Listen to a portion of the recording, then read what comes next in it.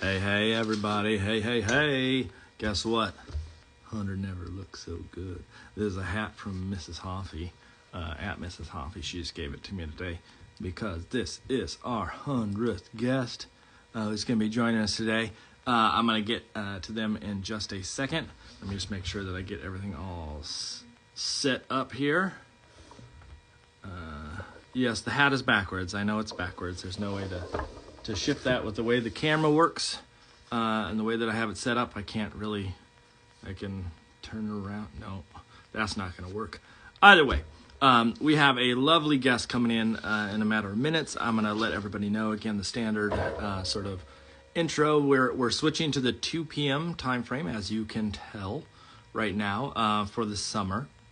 I'm done teaching for this semester, which means that I can shift to a time where we can get people from different locations that we wouldn't normally get, and it makes it easier on a variety of different levels. But so tune in now from, get a hand mirror. Oh, good idea. Randy Goldberg too.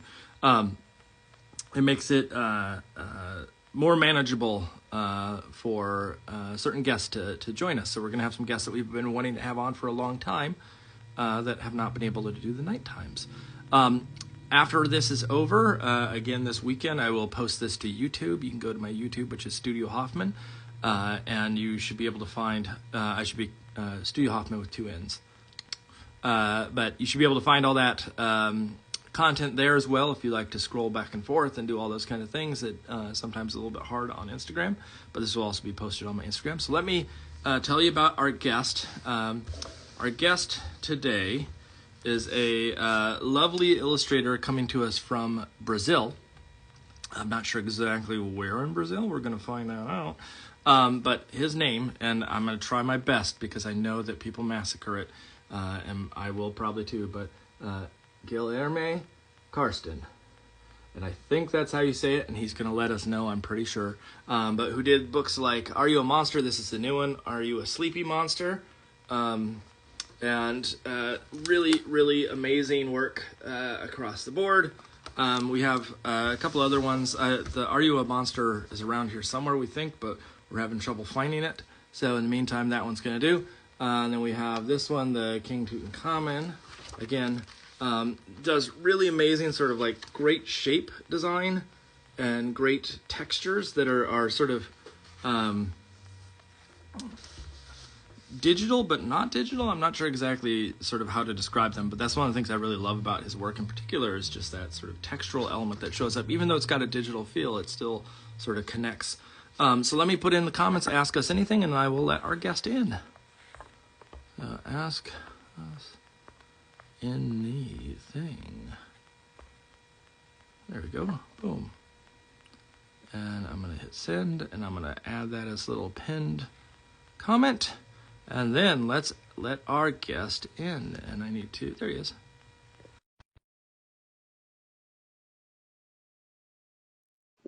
Time to get a sip of water and get ready to go. Hello. Hey, hello, Mark. Can you hear me?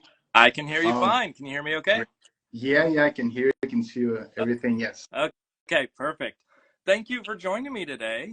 I appreciate, remind me, where are you in Brazil? I live in south of Brazil. It's a town called Blumenau. Okay. Yeah. How? It's a German city in the middle of Brazil. Not in the middle, but in the south of Brazil. I've always found that fascinating. I mean, I know the history involved of sort of the German immigration, sort of pre and post war to Brazil, but it's always fascinating to me because the idea of like there's all these like German speakers in Brazil. Yeah. And then I have a relative, my wife's uncle is from Colombia, but he's German as well. Like this weird influx of like, I don't know what drew it. Maybe it's the weather. Maybe it was something else, but just drew so many people there. But it's I imagine that right now it's still, even though it's fall for you guys right now because you're on south of the. Yeah, it's fall, but it's a warm day today. Yeah. I was gonna say your fall is not like the fall that we have, where it's 40 degree. Well, I guess you run Celsius, but yeah, really cold. Today is like 25 Celsius degrees, something like that. I forget there's an equation that you do. Yeah, and I don't remember what it is, too. but yeah, it's a healthy warm day for you. Let's put it that way. Yes. So thank you for joining us. We've been fans of yours for a while. We've known about your work online, and remind me, Are You a Sleepy Monster came out recently? Yeah. I'm trying to remember. It's my last book. It's published in the UK and US, I guess. Yes. Not in Brazil yet. Really? It will be published in Brazil. Yeah, Okay. in August to be published. When did it come out in the US? Do you remember? I don't remember. Okay. I don't remember, but I don't know. Maybe right after January, because this book was published in early January. I was trying to place like when in the year it came out when we first saw it on shelves and whatnot, but I just couldn't remember the date. I wish that actually in the little I think it's the colophon, the thing at the beginning where it tells you all the copyright information, it would actually say the day that it publishes. Okay. It never does. It's just the year. Yes. But so today we're gonna sketch. We're gonna talk. We're gonna I have a couple of questions in particular that I want to ask you about your work, because I'm sort of fascinated by some of the smaller details that are in there that, like, I don't know if everybody would gravitate towards them, but they're the things that really sort of pulled me to your work. But before we start, I know you're on screen today. You're going to be using Photoshop. Yes, Photoshop. Yeah. Okay. And my wife used to keep track, and I don't know if people still want it, but are there particular brush sets or anything like that you use that are commonplace for materials? You mean non-digital? No, digital. Digital. Yes, I used the Photoshop Adobe Kyle Webster brushes, and I bought some other two some days ago, but I don't remember the name. But when I'm in Photoshop, I can show you the brushes that I use. Okay, I know that's a question. Like, I always ask about materials because people want to know. And when you get into digital, it's like Photoshop, but what brushes in particular is everybody sort of gravitating towards? Yeah. And the other question today is sort of, do you know what you're drawing? If I know what I'm going to draw today, yeah, I was thinking about. Yeah, I have some ideas. I was thinking about work while talking to you, but I was not too so prepared to work on my own book ideas that I have right now. Yeah. So I'll draw doodle. I don't know, maybe not just an illustration. I will finish with colors and things like that. I'm not good at doodles. I'm really bad at that. I'm in the same boat. Like, I don't sketch, or if I sketch, it's really, really rough. And then exactly. I assume it's the same for you, that like the actual finished process is the discovery, or the sketch is in the like moving around of colors and figuring out what the finish is going to look like. And by the time you're done figuring it out, it's a finished piece. Yes. And so I totally get it. We've had quite a few people on recently that done the doodle thing, where they just doodle. And it's just not in my realm. And so I would love to see you to get to a finish if you can in the time frame. So I know that you've tested your setup and sort of the shot and everything. So why don't we switch to that, and then we can just start making and talking and go from there. And you can stay as long as you need. You can, if you need to jump out at any point, or you get tired of it, don't hesitate to say that. I won't be offended. Let's put it that way. I know we have all these guests on, and then I'm always wary of asking too much. So I want to make sure that you have your time and you don't feel like you're overworked. But so why don't we switch our camera shots, and then we can get going. So, let's do this. I'll try this right now. Okay. So I see there's already a question from someone here. Let me see if I can get to it. So I have a feed up so I can see questions as they come up.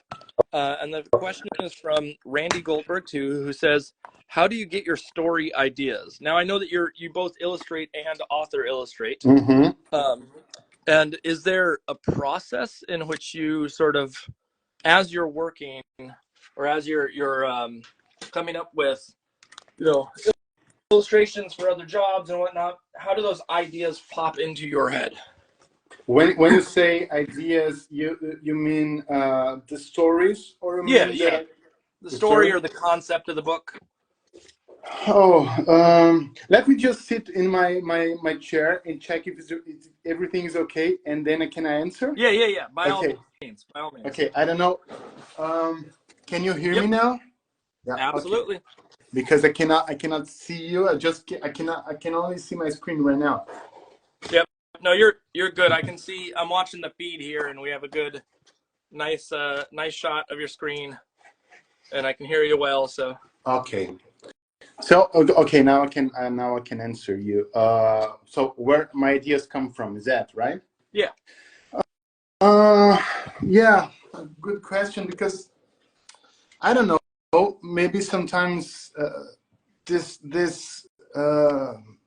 crazy ideas or even crazy characters, they just pop up in my mind, and I think about, wow, how do what can I do with this character, or with this I don't know, idea. Like I want to give you an example. I have one book. I want to show you this book here. This is the French version. I don't know if you can see this. Yeah. This is a book about a car that goes to the beach, and in every when you turn the page, there's always a new character. And I remember this alligator here, just in, and he's still in my mind, and I want to. I just created a story with an alligator. I just think about this character, and think, oh, I need to create a story with this guy. And sometimes there are some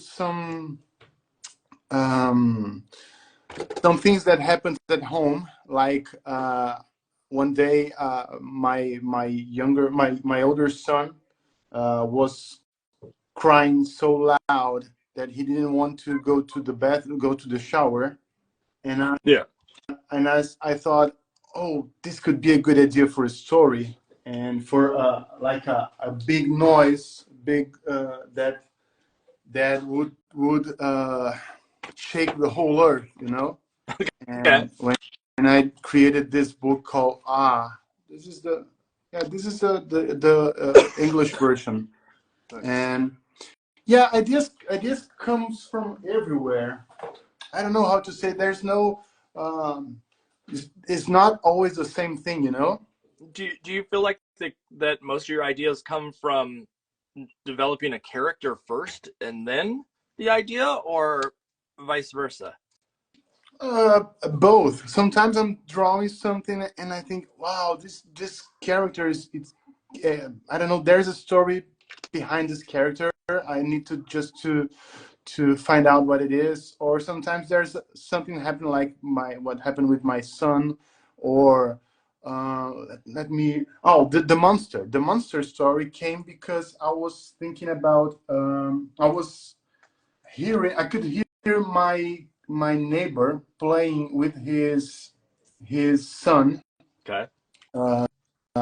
And making some noises like "Roar!" And I thought, wow, what are they playing? And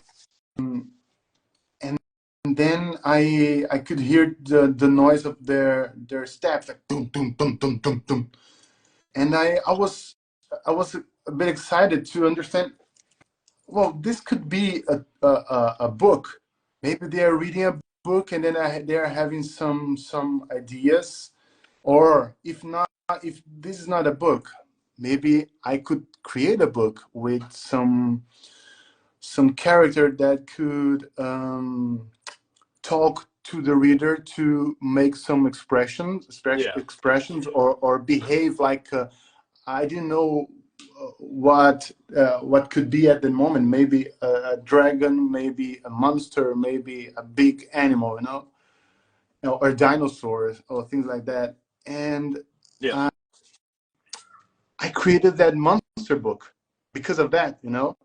So when Did I don't know, if you so read so that one? yes, you can say. Yes. Yeah, I have. I have. So I was, if you read the book, you see that the monster is always talking to the reader, like you break the fourth Yeah. wall, Yep. and he's talking to the reader, and the book only works if only it's successful if the reader understand that the monster is talking to him, or to the reader, and yeah, Is it? it always happens. It's a good book to read with kids at schools. Well, I imagine that also is a good book. Like, the first thought I had when I read the Are You a Monster is how great that one would be in schools, because you can get the little kids, especially the really young kids, to sort of be active and like, oh, if you were a monster, what kind of monster would you be? And how would you sound? And what would you do? And, like the interactivity of, Mm-hmm. of that book, I always thought was a really good sort of selling point, especially for that really young audience, that I could see them really getting into it.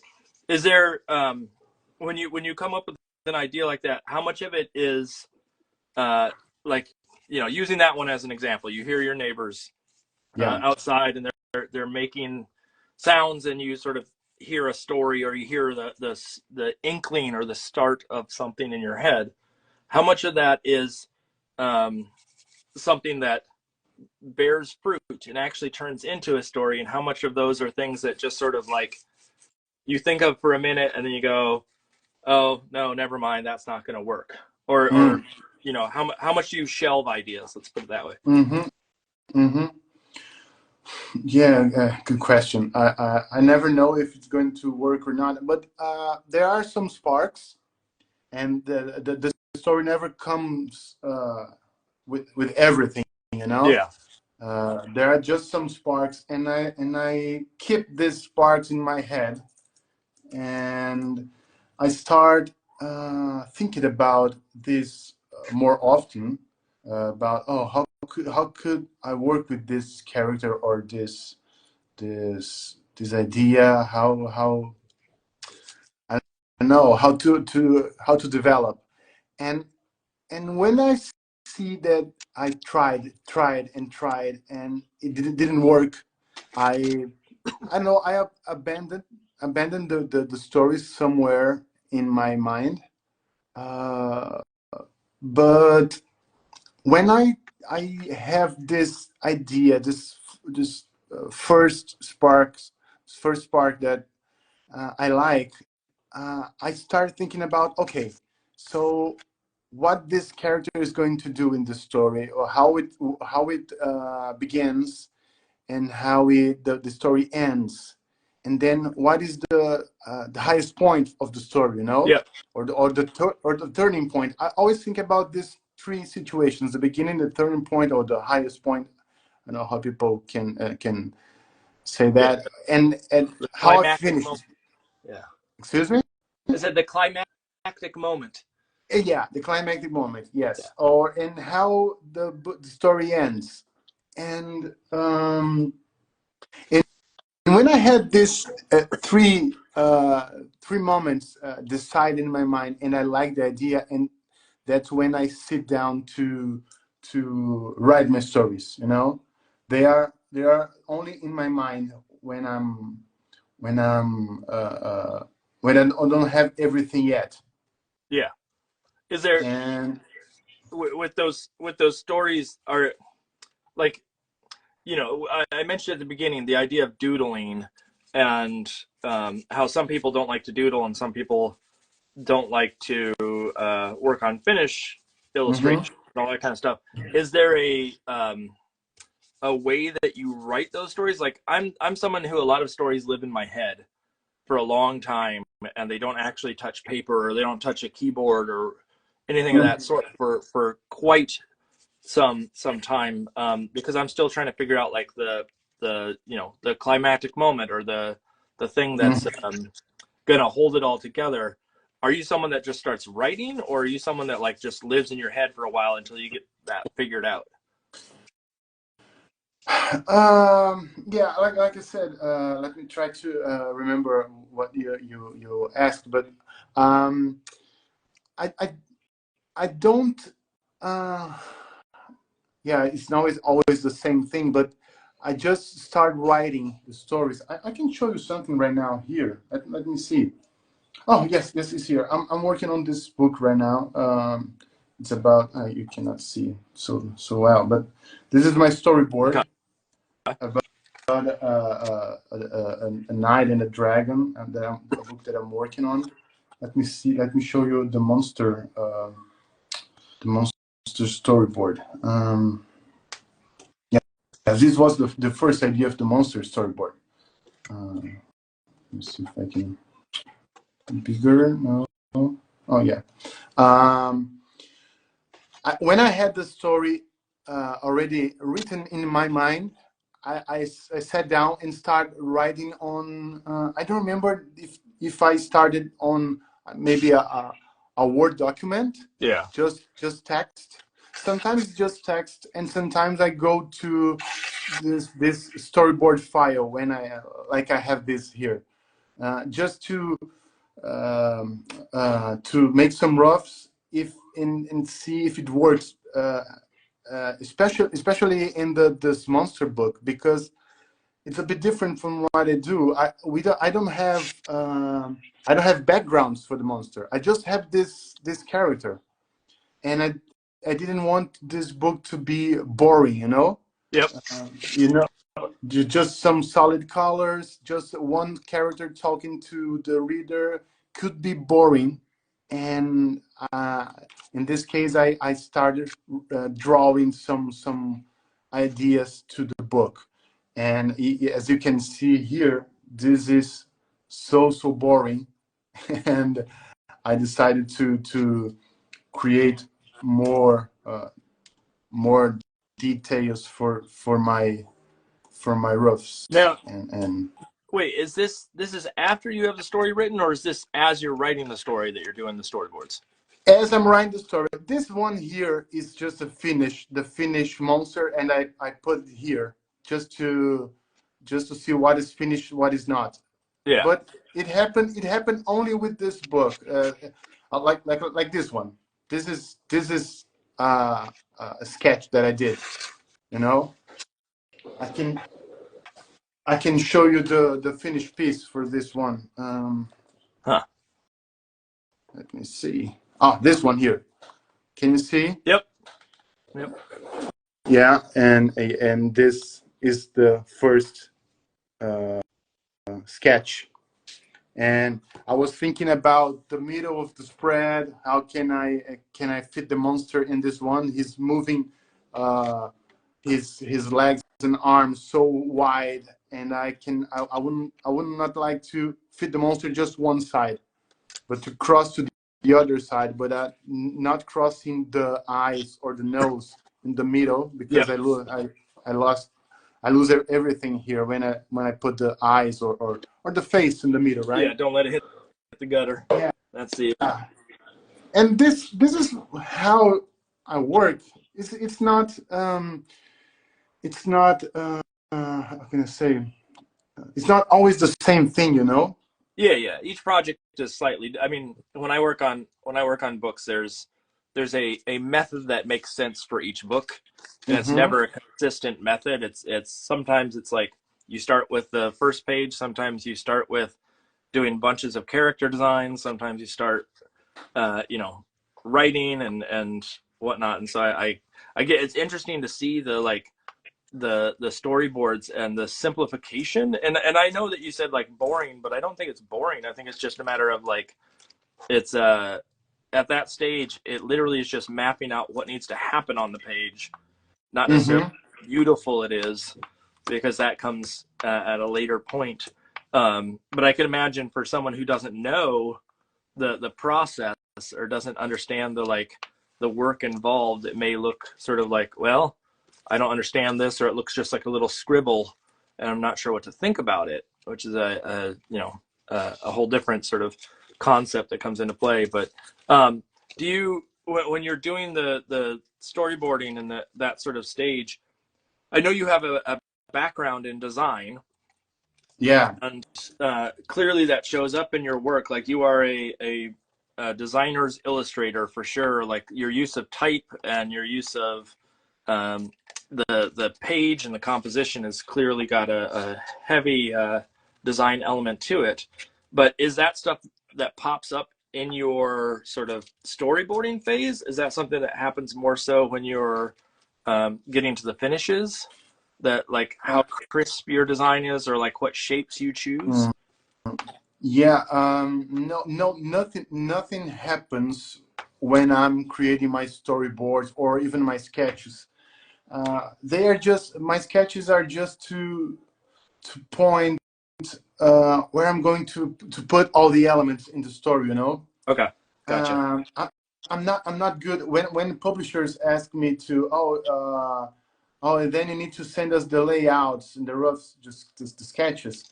I'm always afraid of what they are going to receive because I'm not good. I'm really not good in my, like this one here. For me, it's not good. But they always like the sketches. But when it's interesting because when I'm doing illustrating stories for other writers or a publishing house invites me to do, I need to send them the layouts, Yeah. you know, and because they want to see how the book is going, I understand everything. But I don't like doing sketches. I just like to, when I'm working on my own stories. I You don't just want know. to work and Yeah, because I work with shapes. I don't work with lines, you know. and Like, that's like one of the challenges that I have, and I assume this sounds familiar to you as well, is the when I sketch in line, not because I mhm. want to, but just that's the easiest way, because I don't want to put color in. Because if I start adding color, then all of a sudden I've set up a thing I have to follow, and that's why I Yes. like the idea of like not having really detailed sketches, is that exploratory phase. And it sounds to me like that's very similar in the sense of um, you don't work in line, and then once you put a line to it, it doesn't feel like you're able to explore, or that the shape Mm. is important. I could be putting words in your mouth, so bear with me. But it sounds very similar in the sort of concept to the way that I like to work as well, and maybe explains why we both don't like the sketch process as much as we like the finish. Yeah. And when I draw the lines, sometimes I feel like limiting myself to that space or to that Mm-hmm. kind of element, you know. Yep. And that's why I like working with shapes. And I test and test all the time when I'm creating my first it's the first time that I'm doing the book, the character. I test a lot. This shape or it could be more square or more rounded, and I test all the time. And then when I see that I created the final character that I like, okay, now we can move to.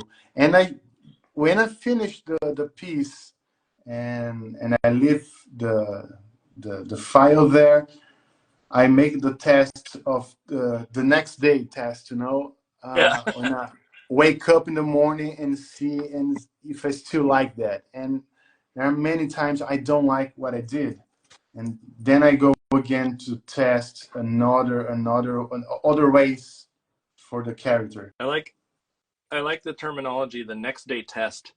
That's like, Yeah, I knew yeah. exactly what you meant when you said that. I'm like, it's the, you need the time away and so you're not caught up in the small details, or you're not thinking about it and then come back with fresh eyes and sort of see what you've made. That's, I feel like even if I make a very good piece, the next day test never is a successful test. And sometimes I have to live with that and just say, like, you know, I made something and I'm going to move on. But I always feel like the next day I see all the mistakes that I should have, you know, it's like, oh, I should have finished this one little area, or I can see that I got sloppy in one little section, or whatever it may be. And it's very frustrating, but that next day is sort of important to figure out, like, is it worth going back and trying to tweak things, or can you walk away and just move on? Yeah. I generally don't go back in, primarily just because it's I'm not that type of person. I like, most of the time what I would go back into would be things that no one cares about, and it becomes problematic on my end. So one of the things that I've wanted to ask you about, and this is there's actually two things that are really sort of I find totally fascinating about your work. Is one, you have a super good use of black in your work. Black? Yeah, like use really dark, like, you know, looking at the Are You a Sleepy Monster? And we get into this, and sort of like black backgrounds and sort of rich dark colors, which sometimes like can be really jarring in a book. Or, you know, I always hear like lighten up the work or make the colors pop, but you always have really strong colors, and the color works really well when it's against white or black, and most people sort of venture into the putting it up against white. But you have these like really rich black or like deep blue tones that show up in the work, that I'm fascinated in the sense, because that is a scary value to play with. At least in my mind, the idea of like, if you put too much in, or it you know, you're not careful with how much you put in, it can overwhelm a piece. But you always have this very graceful use of deep value in your work. Is that something that you like, you know that you're doing, or is that just something that sort of naturally comes out of you as an artist? Oh, I'm a bit surprised for what you said right now, because I'm always afraid of black. I like using them, but I'm not sure how the book is going to be when it's printed, you know. Yeah. And but there's a book I want to show you. This book here. Let me see this one.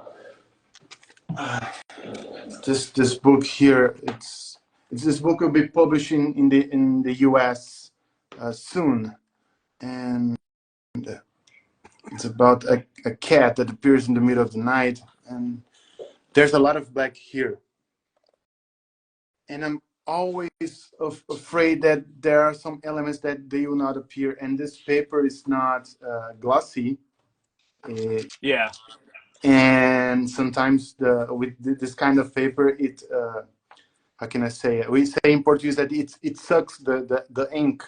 Yeah, it mutes it. It's sort of like, it's never purely black. It's sort of, everything kind of goes towards gray.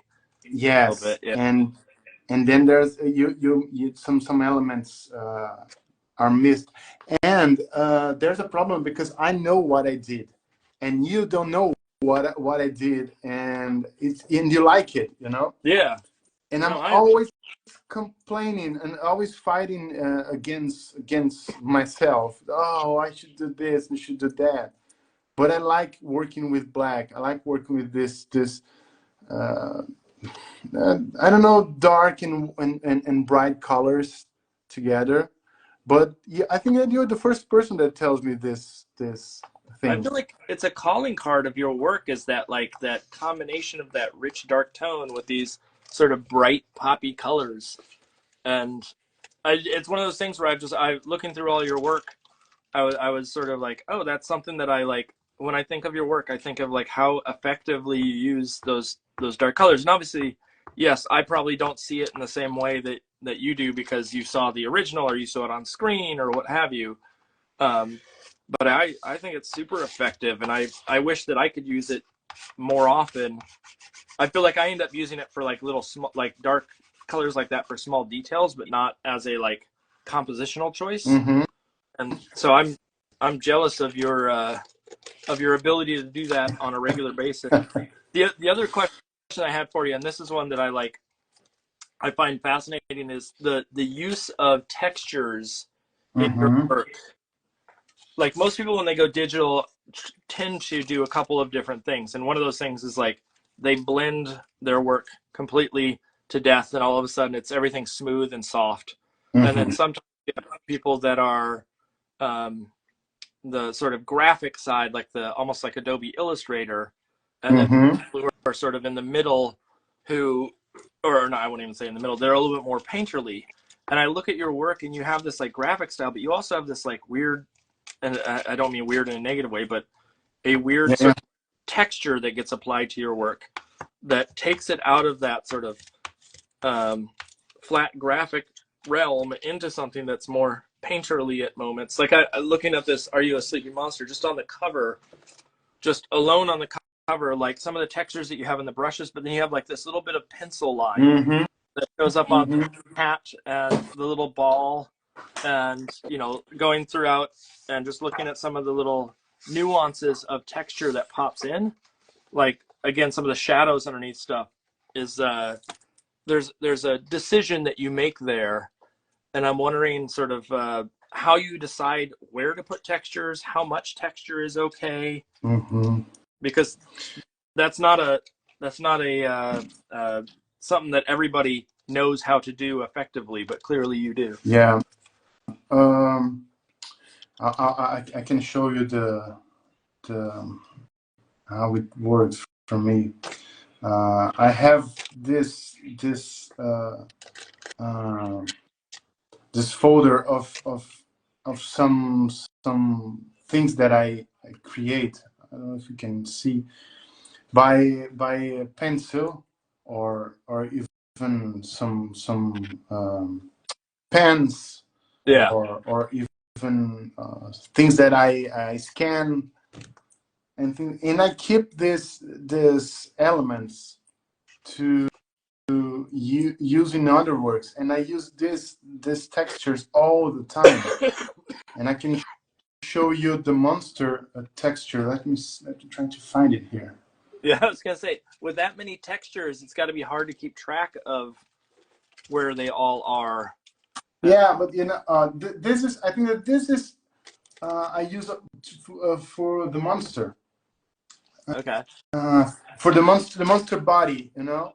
Let me see if I find another one here. Or this one. And these are the scanned, and then I work a lot with some levels on Photoshop and things like that to create more texture. Yeah. And sometimes I use this, and then I use a lot of this kind of brushes that I'm using right now, like this one. Let me let me see. I'm You honestly know, kind of surprised that some of that's traditional material and you're bringing it in, or is that all digital and you're just creating textures digitally? now this some of the elements that I have in my illustrations, they are these textures here, handmade textures. Yeah. Okay. Yeah, And I love seeing that. Like people, students that I have often assume that when you go digital, you have to be purely digital. oh And no, sometimes that like freedom of creating your own textures or creating your own like variables is doesn't have to be done on the computer. It might give you more freedom potentially. yeah, sorry, excuse me, you can say, you can speak. Yeah. Yeah. No. That was it. I was all done. Okay. Yeah, like this, it's always better if I can do everything on my computer. I don't need to scan things or work on some pencil made elements to treat them, work on them. It's easier to do everything on Photoshop, but there are some things that I don't know, I cannot do on Photoshop, like this small details in the monster pajama. You know, can you see this? Yep. These are these elements, and yeah. It's interesting to me because there's when I try to do stuff digital, like I was just doing a little sketch for a book that I am working on next, and a little sample for the publisher. And in that book, the way that I've done it in the previous stuff that I've done for them, the shadows that I put on the ground plane have all been digital, sort of graphite or digital brushes using Procreate and things of the sort. And there is clearly a difference in my mind how it looks. Like there's something about the tone or the even though it's a wonderful brush, the brush is very, very good. There's something about like the irregularity in using an actual graphite stick that is hard to replicate in the digital realm, because there is a consistency to the brush. Even if it has like a spin to it or whatnot, it's like the tone is just slightly different.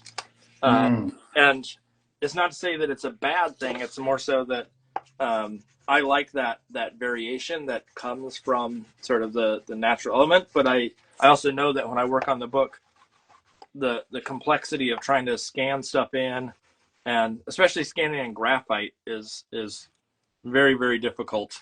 Yes. To get the right tone. And so like it's almost easier just to say, I don't need that. I can do without for this project, and just go fully digital on the graphite element. So tell me a little bit about one of the things that I normally ask, and I sort of skipped over it, is just sort of history, your history in art, and what brought you to.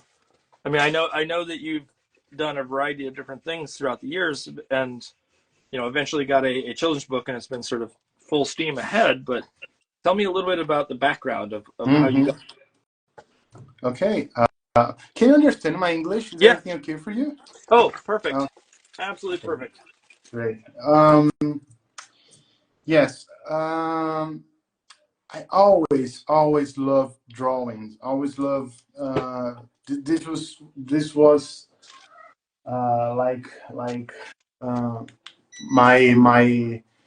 Oh, no, I cannot find the word in English. It was. I always loved doing this.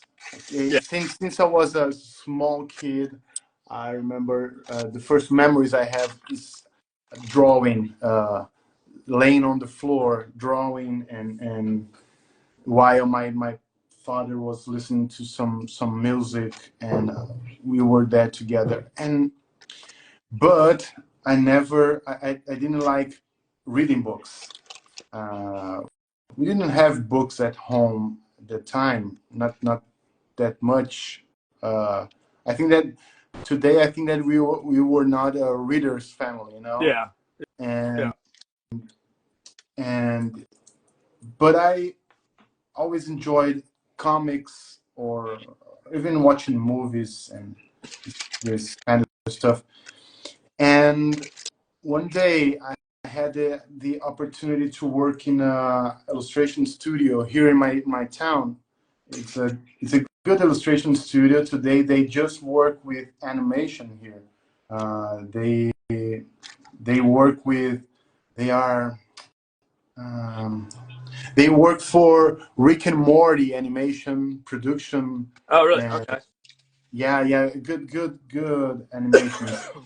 And I started working there, and our main client was a publishing house, and we were the guys that would do the illustrations for the books, like Brothers Grimm books or Hans Christian Andersen books, this kind of stories. And I needed, I was already an adult, I needed to read these books to understand the stories and to work on the illustrations. And then I don't know, something happened. I became fascinated by the book, the book itself, the object, like this lot of papers telling a story, and I found a lot of good illustrators doing awesome stuff with the stories, the way that they were interpreting the text. And I don't know, I find myself in love with the books, and I start buying some children's books, and just because of the illustration. Yeah. And then I started reading a lot, and I became a reader because of that, because children's book already went adult. And then I moved from this studio to a clothing company, apparel and stuff. Apparel company, yeah. And I was doing the how can I say in English, the illustrations for the T-shirts, and I was drawing some. I was creating some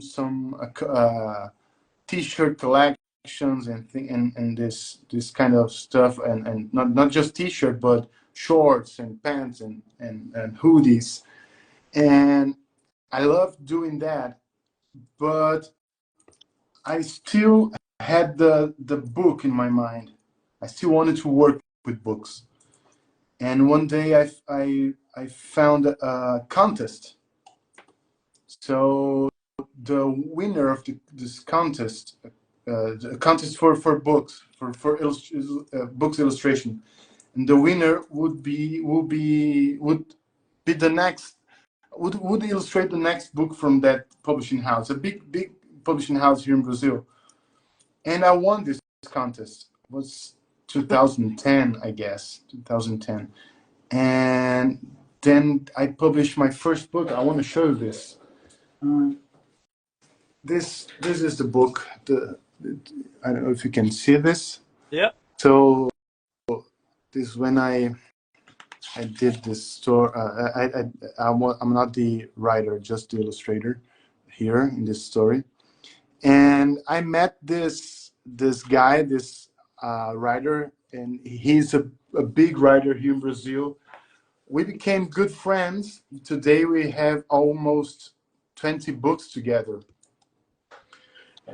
And he invited me to other projects, and I said yes, let's do this.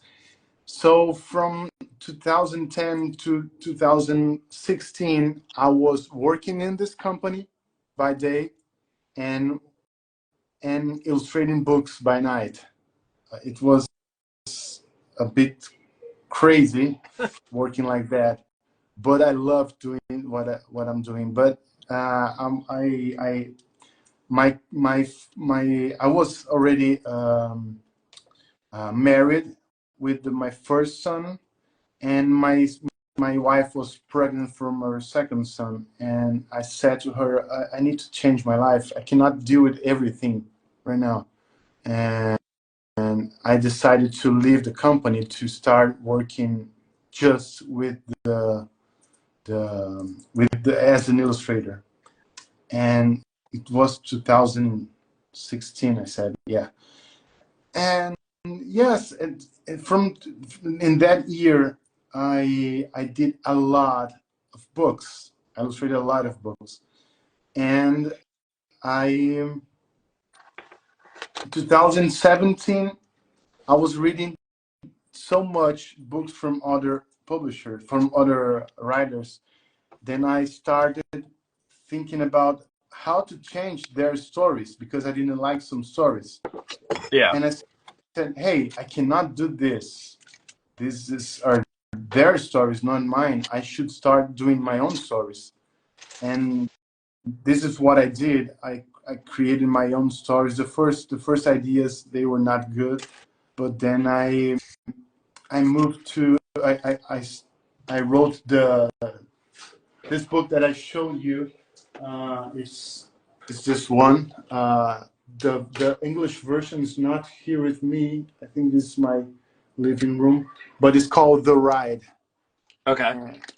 And I found this when I did this book. I fell in love with the illustration I did. Something that never happens. I'm always like I said, I'm always complaining. But I found love, and I said to myself, "Wow! I think that I already have my visual signature, my aesthetic signature." And and I thought, "Wow! Now people will know me by this kind of illustration." And then the second book came, the book Ah. And when I sat down to illustrate the book, I didn't work I didn't work with this style anymore. I said, I need to do a new stuff, a new stuff. And this is what happens for me since then. For every new book is like a new job for me. Yeah. Starting over. Yes, because I'm graduated in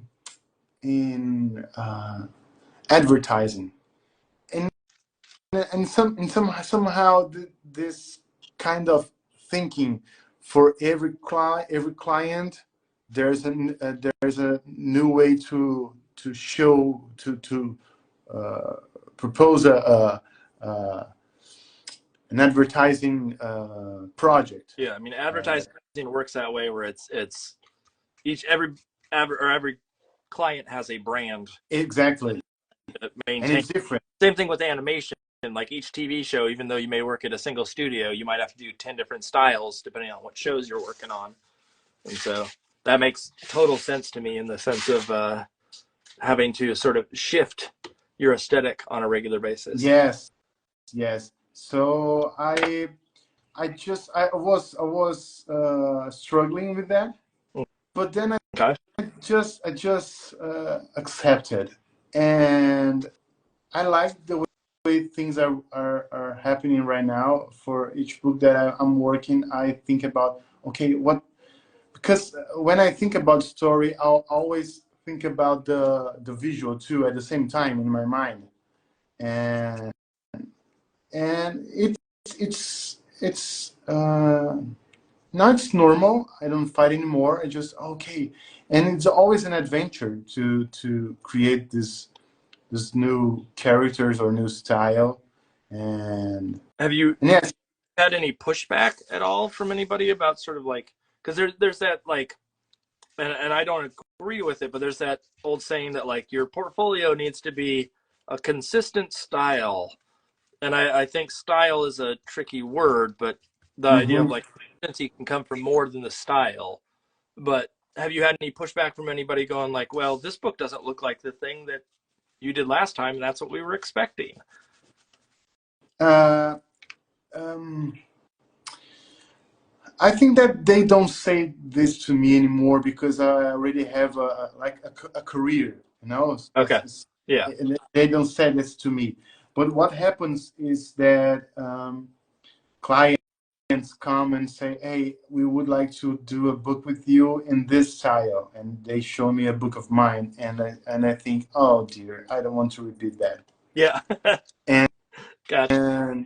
but it happens. I'm working on a book right now and I tried another stuff and it didn't work, and I just accepted, okay, let's do this, and that's enough. But it happens, but they don't ask me that. I think that the market and readers and people understood here in Brazil, right? Yeah. They understood my my style, not style, and Gotcha. and yeah, they understand this.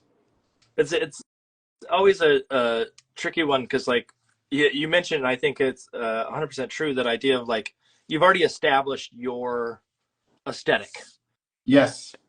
so it's easier for you to say, or it's easier for people to understand like, oh, this is the way that you work, and you know, we have faith because we've seen you do a variety of different things, and it all has this vibe to it.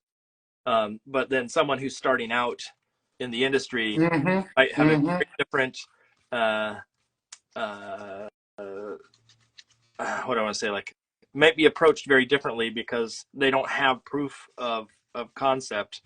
And so every time they change, the publisher may not know, like, is this going to work? Or is this, are we, you know, have we made a bad bet here in this person because they want to move stuff around and play around, and they don't know exactly how it turns out generally for this person and the way they work. So that's it's a challenging thing, and I don't ever want to go back to that stage in my career where I was like completely unsure if I can move on and play. Because I know there's still a lot of people that do that, but that makes absolute sense in my mind, the sort of take that you have on that. So tell me a little bit about sort of when you first got your book back in the mail, and it says, you know, says your name across the cover. What was that something, because you had been working in advertising and other things, so obviously you'd seen your work out there, but was there a different sort of feel when you had a tangible book in your hand? Oh yeah. There are two moments that I think. The first one was when I did my first the first illustrated book, the one I showed you, called Mommy, in 2010 or 11, I don't remember. Seeing my name on this book, I thought, wow. Now I'm starting my publishing market career, and I'll never return to the fashion market anymore. Now I'm an illustrator, and I was so happy with that. And hello, gang. I assuming you can hear me. I'm not sure what happened. I'm gonna let our guest back in. It somehow just stopped the feed. So let me see if I can get Guilherme back in here real quick. I'm not sure if Instagram went down. I don't know what happened. So let me see.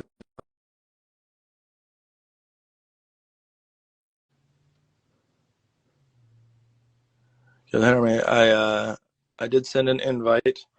Let me see. Can you hear me?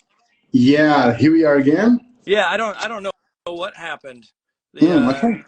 Yeah, so we're back on it. All of a sudden, my feed ended. I didn't touch anything or whatnot. It just said video feed ended. So we can jump back into it. Yeah. And, sorry about the interruption. No worries, man. At first there was a couple weeks ago where Instagram totally went down, and I was thinking maybe that's what that was, but I don't think so. I think it was some other fluke on this end. So I don't remember what we were talking about specifically, but tell me. Let's sort of jump into I know we were talking about sort of the introduction into the kidlit world, but now that you've been in this world for so long, or I shouldn't say so long because it doesn't sound like it hasn't been forever, but now that you're in this world, are there things that like have caught you by surprise? Are there things that have sort of shocked your system as to like how this is working versus something like, you know, the advertising world as far as deadlines or expectations or things of that sort? Let me think. I don't know how things work in the US. They seem to be completely different from what it is in Brazil. But the publishing market, it's a tough market tough career. As an illustrator or an author, it's a tough career to survive. Yes. Sometimes. Yeah. I don't know if it is the same in the US. Yes, yes, very much so. Yeah, and uh, so sometimes the sales, they are not good, and you suffer from sales, and you suffer from some contracts with publishers, and but I don't know. We are surviving. One thing that I, I cannot say that just survive. But survive is like living like below the the limit. But I can have a good life as an author illustrator here. But just because I sell books here in Brazil and to other countries too,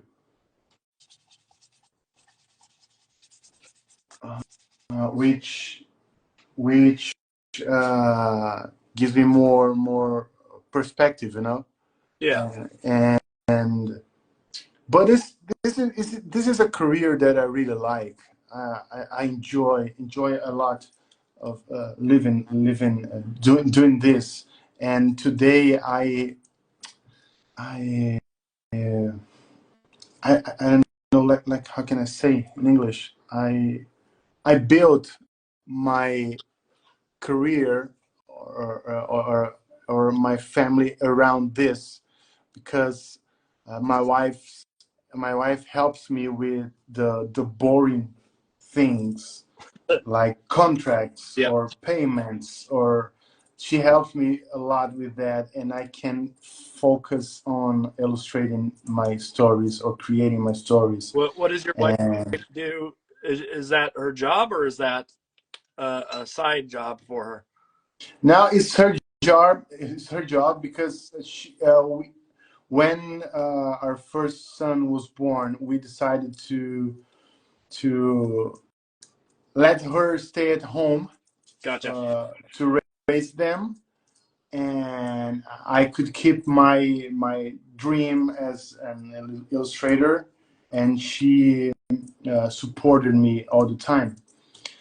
And yes, and and today, when now kids are going to school from half of the day, and the morning, she helps me with this kind of stuff and helps me to plan next month or some new ideas. I like to I share with her some I know some thoughts and ideas, and we work together. And I can say that it's not easy to live as an author here in Brazil, but it's possible, you know. Do you find that? I mean, I have a similar situation where my wife helps me a lot um, with my my illustration career, and even just the ability to be an illustrator. That, like you said, it's there are some things you have to give up, and there's some things that you have to do in order to survive in this career, and sometimes that requires um, you know sacrificing elements of your life to Mm-hmm. deadlines or things of that sort, and having a partner that can jump in at a moment's notice and go, I got the kids for the day, so you can work, is Mm-hmm. a huge thing. um, do you find that or let's put it this way, one of the questions I've had in the back of my head, and I'm not sure exactly how to do this, um, but I feel like my wife helps me so much on books that at some point when I write a book, it's like, should she get some credit, Oh yeah, or yeah. like, Yes. it's silly that it's just my name that's attached to it when she's also participating in the critique stage, and Uh-huh. making sure that I'm not making an idiot out of myself on a regular basis. Yeah. Um, uh, she can get dedications for sure. That'll always be there in the books, but I feel like Yeah. some recognition from a publisher at some point for the work that she helps out with would be amazing. Um, what Tell me a little bit about, sort of, now you're in Brazil, so you have a different market, and I understand that, but is there a difference in what you would do for one market over the other, as far as, aesthetically or story wise? Like, is there, you mentioned like the idea of you didn't know what it was like 100% in the US for some of the stuff, and it sounds like it's very similar, that it's not an easy job. You have to, it's not a high paying job either. But I'm wondering, do you go about your books any differently depending on where they're going to be published? The markets are different. Yes, the themes sometimes they are more they are easier in a country, and they're not, they are tough in other countries. Like for example, the monster book. I sell my Yeah, I sell my books in China. All my books are in China, but not the monster book, because the market. They said to me that the market, the readers or the market do not not accept, but they don't like monsters too much. interesting. And sometimes I don't know when I'm creating book. I'm just creating. I'm just focus on the imagination, Yeah, and for the American market, what I know is that uh, they don't like. How can I say? Books how can I say, bad endings, yeah, or death or things like that. Um, and I try to think every all of this when I'm creating my story, but I cannot. My story, I know that my stories will not fit everywhere, and I need to choose what to do if I go to focus one market, or focus in another market, or no, or I just focus on my imagination and let it happen. It's what I always prefer, instead yeah. of thinking about marketing and think. But I agree that it's important to think about how your book is going to be is going to sell. I mean, I've And never thought about the idea of like, in my own work, all the work that I've done has been for a specific market, and it's the market I know. And then every once in a while, it will get published in another country or things of the sort, and I don't have control over that. I just didn't mhm. know if like obviously make a good story. That's the go to every single time. But I just don't even know if like in Brazil, like you mentioned, the idea of like death being in a book is not something that's as common in the States. It Uh, happens, but it's not the go to, or like talking about war in a book is not the like the the kids of America don't always know some of those subjects in the same way like they do in different parts of the world. And so, maybe the publishers tailor towards a specific market. But mhm. I see Meta Tim, I don't know if you know his work, but his work is amazing. Wrote here to you, how do you approach writing your own books? Do you seek feedback from trusted circles or send it to your agent or publisher early on? So, uh, yeah, at what point do people get involved in your work? yeah. Today I send my ideas to my agent. When I Okay. have an idea, I just, or I sit and write, and or create some images, not image, but just storyboard, just because it helps me to show what I want to say, and I can express myself better with images than just words. And I show her my ideas, but sometimes before but today I still send sometimes to my friends, so some friends to see what they think about what I'm doing. But in general, I send to my agent. Yeah. Is the friend group?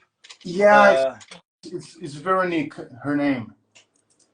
she's French, but she lives in Barcelona in Spain. Okay. Are they critical, or are they? And I say that like some crits can be really really harsh, and then some Uh-huh. can be these really lovely sort of like, I love what you're doing here. Uh, Uh-huh. is there one that you prefer? Like, do you Uh, want the harsh crit, or do you want the like? Not that people want to be like sugar coated and told everything is lovely, but are you someone that wants to like just cut to the chase? Tell me what's wrong. You don't need uh-huh. Uh-huh. to spin it in a lovely way for me. I, I I like when people are kind to me. Okay. Okay. Okay. uh, even though it's totally wrong what I'm doing, but I do prefer when they are kind. And my agent, she's very kind to me. And when I do something that she doesn't like, she thinks, oh, okay. And she always think about words to say. And do you think that people understand this spread, or people understand your idea, or how? What about doing this or that? She gives me options, Yeah. and she helps me a lot with that. You know, one thing that I just did uh, is I do you know this guy Giuseppe Castellano? Yes. I I I sent my two book ideas to him, and he did a mentorship for some Yep. weeks, I remember. Yep. and we talked about my stories. And because I listened to his podcast, and I like the things that he says about books and his ideas and his thoughts. And I thought, oh, maybe this guy could help. And I told my agent about him. She was already interviewed by him in his podcast, and she said, "Oh, he's a nice guy. You should try him." And I tried, and we did a good job together. And I paid him to tell me what is wrong and what is good in my stories. And I think that we created a good thing together. Yeah. No. I think, and I could be wrong, but I think Giuseppe was. Uh, if I remember correctly, he went to RISD at the same or around the same time that I was there, and I didn't know him then, but I've, obviously heard of him since.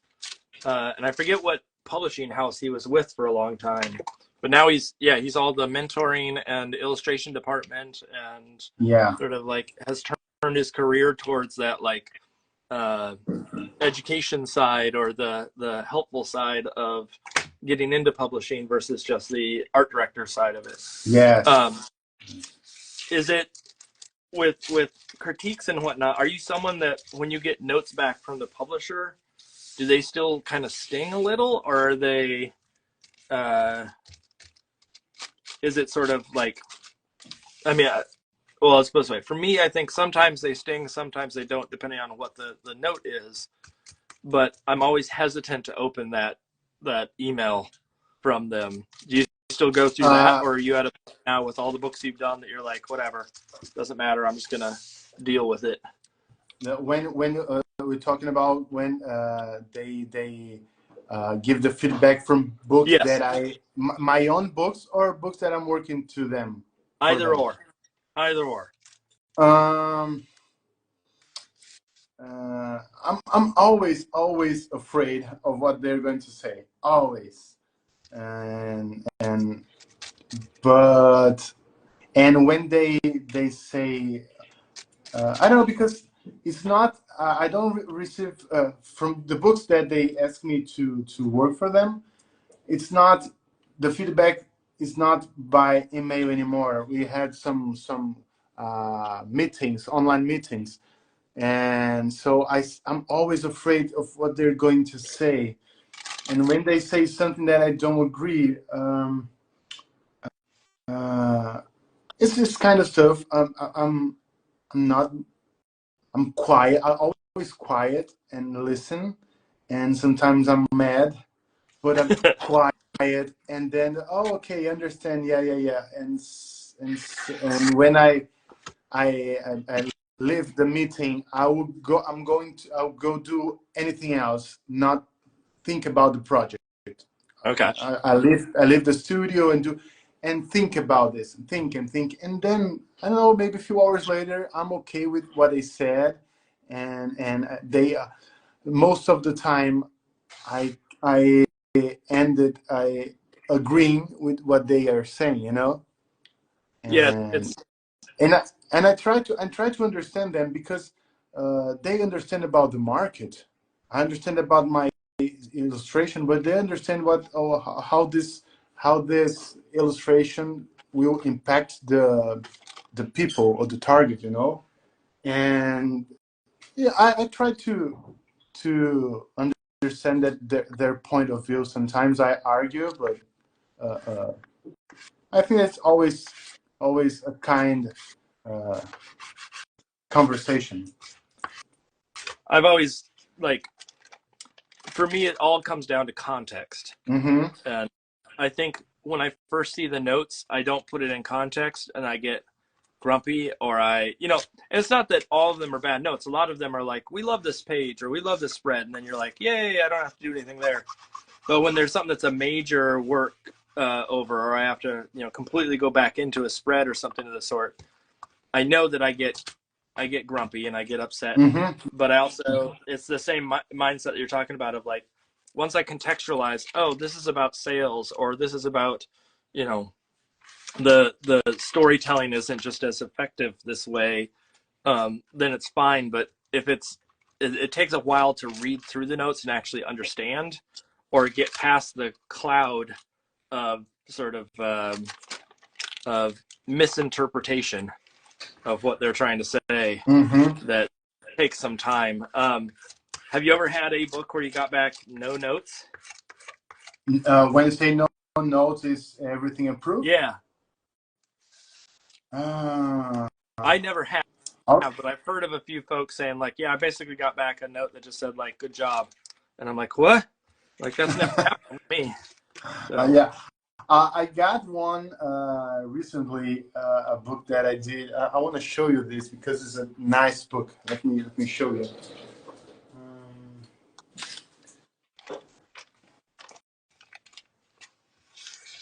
This is an interesting book to show.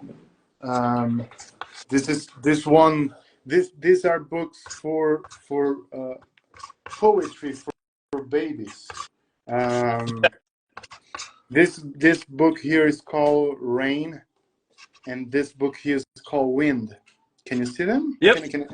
Yeah. Yep. And I when the writer invited me to do this, to do a book, this is a problem, because this is the first book I did for babies, and a book with poetry, and I thought it's not going to work, because my kind the kind of illustrations that I do, I don't think about they fit on poetry books. But I decided to do this, and I asked I talked to the writer, and let me show you my ideas here. Something that I always do is go to let me see if I can find something. I go to the Pinterest. I like to do this, and let's see if I can find. Um, Here. I felt. Is this one? Yes, I was uh, um, in love with this kind of illustration here. This guy here, he's a Portuguese illustrator called Sebastian Rodrigues, and this more graphic illustration, more solid colors. And I was let me see. Let's show. Oh, this I don't know if it's a so bass. Yep. I like this just solid elements. And I said to her, "Oh, I want to try a book with this kind of illustration." And she said, "Oh yes, perfect. Let's do this." And these are my illustrations I did for the book. This is called Rain.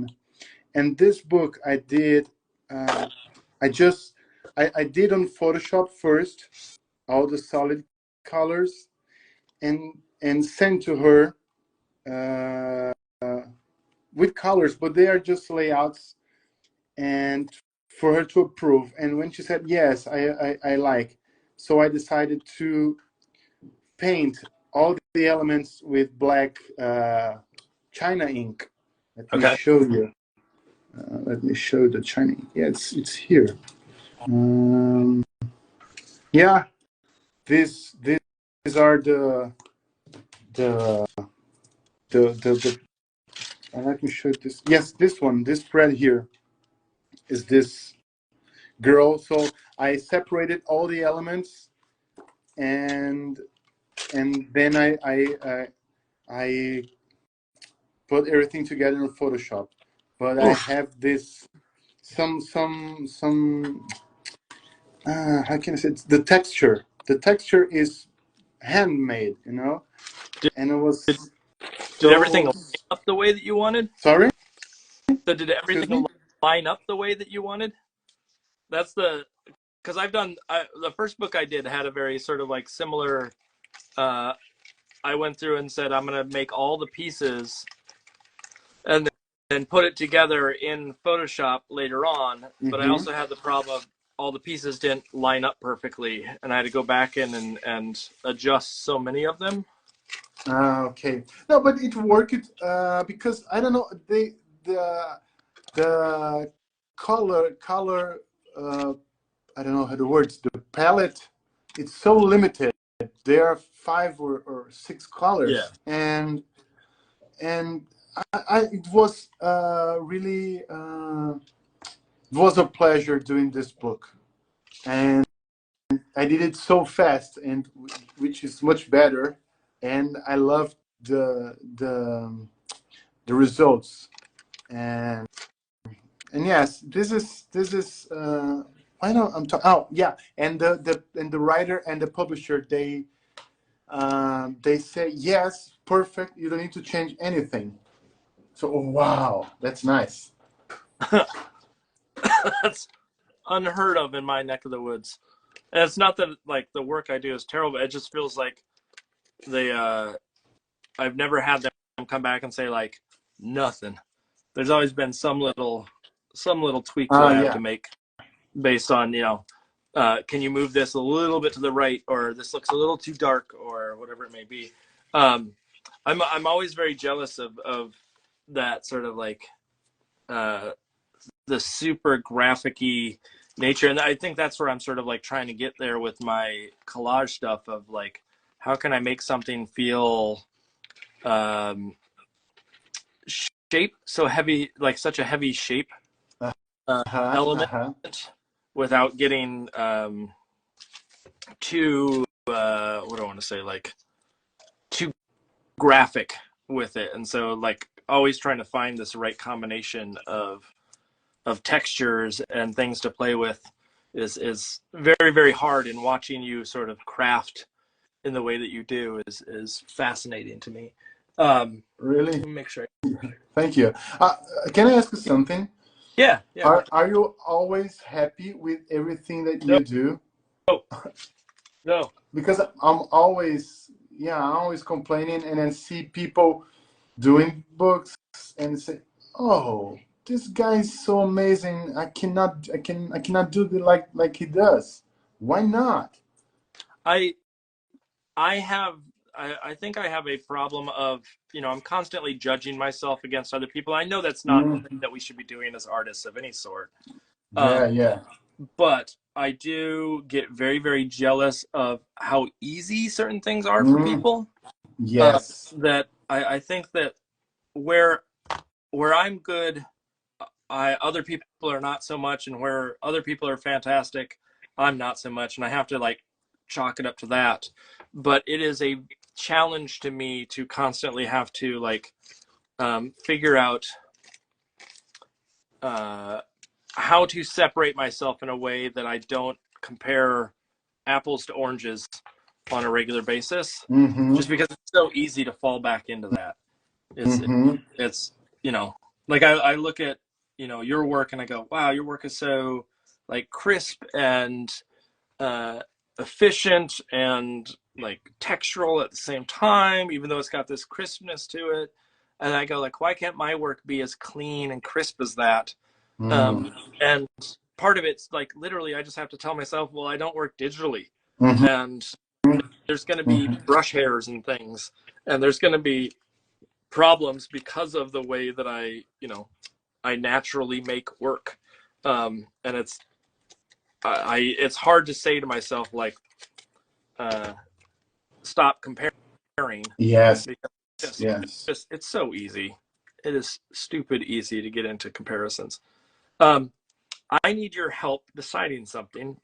I've been working this entire time trying to figure out background and textures and whatnot, and I'm trying to decide whether I want to do one of two things. And I'm still torn.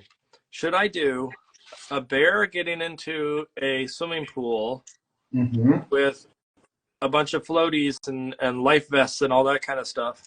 Or should I do monsters singing at a piano? Wow. I don't know. Oh, you have these options here already? Well, I'm trying to, like, I think the monster one, like, originally I was going to do the other one, but I feel like the monster one, because you did monster stuff, it got me excited about textures. Yes. You know, textures, and like I did a piece earlier in the year where I had this monster with textures, and I really like the idea of pushing that. So maybe I should just do that one and just leave it. Thank you for the help. You helped me decide. Oh, now one question. You were working all this time with how can I say, with not no idea of what you're doing, but with options. Yeah, I mean, I have a bunch of sketches. So every time I come on here every week, I have sketches of like things I was thinking of doing. Oh, okay. And then some of them bear fruit and some of them don't. And so, like, I have a sketch up here of a bird on a tree that was going to turn into something. And I have a sketch of my son came down the other day and he said, could you do a hot dog singing in a chorus? And so a little doodle of that. And I have a little doodle of a kid picking up a skull, like a dinosaur skull. And so, like, there's things that have been on the plate to do at some point. And then some days I just come down and I'm like, you know, when I'm doing these Gavin doodles, it's none of it's for books. It's always just me playing. And so some of it's just me just kind of figuring out on the fly, like, well, this seems like it'd be fun to tackle today. And because you were I was looking through your work and I was so fascinated by the textures. I'm just like, okay, it's texture time. And either bears or monsters or creatures of some sort, whether they're monsters or not, some sort of like weird jazz ensemble, is sort of where I guess I'm going at this point, but I never 100% know. Okay. Yes, but I'm always I'm trying to think about the word in English now. Like I'm excited to see the way that you work with collage and this all the ink that you put, and then I ask myself why I'm still working with my computer. They feel so free working on paper. It's the thing. I mean, I'm doing the same thing you are. It's a matter of I'm just using scissors and I'm like moving stuff around a little bit more. Like, instead of having the cursor to move stuff around, the challenge that I have right now is if I want to move stuff, like I want to put this underneath this thing, I just realized I have to peel up all the stuff I just stuck down and put something else behind it, which is an absolute pain. Like, you have to, with collage, you have to understand the order in which you're going to put things down. And sometimes that order is really clear and sometimes it is not. And so I have to like go backtrack and whatnot. And in a computer, you could just, put it on another layer or bump the layer up and easy, down and solve your yeah. problem. But it's effectively the same thing. This is me, like you have that texture file that you were going through, or the folder that had all those different textures. Mm-hmm. It's the same thing for me. I just like to work with traditional materials, but it's the same concept. Like I have a pile of textures over here and a pile of colors, and sometimes I make new colors, sometimes I pull from old stuff because it just it has the color I need, or sometimes it's a combination of things, and I just don't have it in a lovely organized folder like you do. I have a very messy pile. This is not an organized folder. No, it is not. It is not. Here, I'll show you this. This is what I got instead. Let me, this is going to be a nightmare. Here, I have this. And so it's like, I have this whole bin that I bought to put the colors in and to put all the scraps in, and I still have yet to put them in there because it means I have to organize them by color, and it's a lot more work than what I want to do right now. What? So, go ahead. Okay, I was wondering, do you write books too, right? Yeah, I wrote some early on in my publishing career. I'm trying to write more, but I'm struggling to write a cohesive story.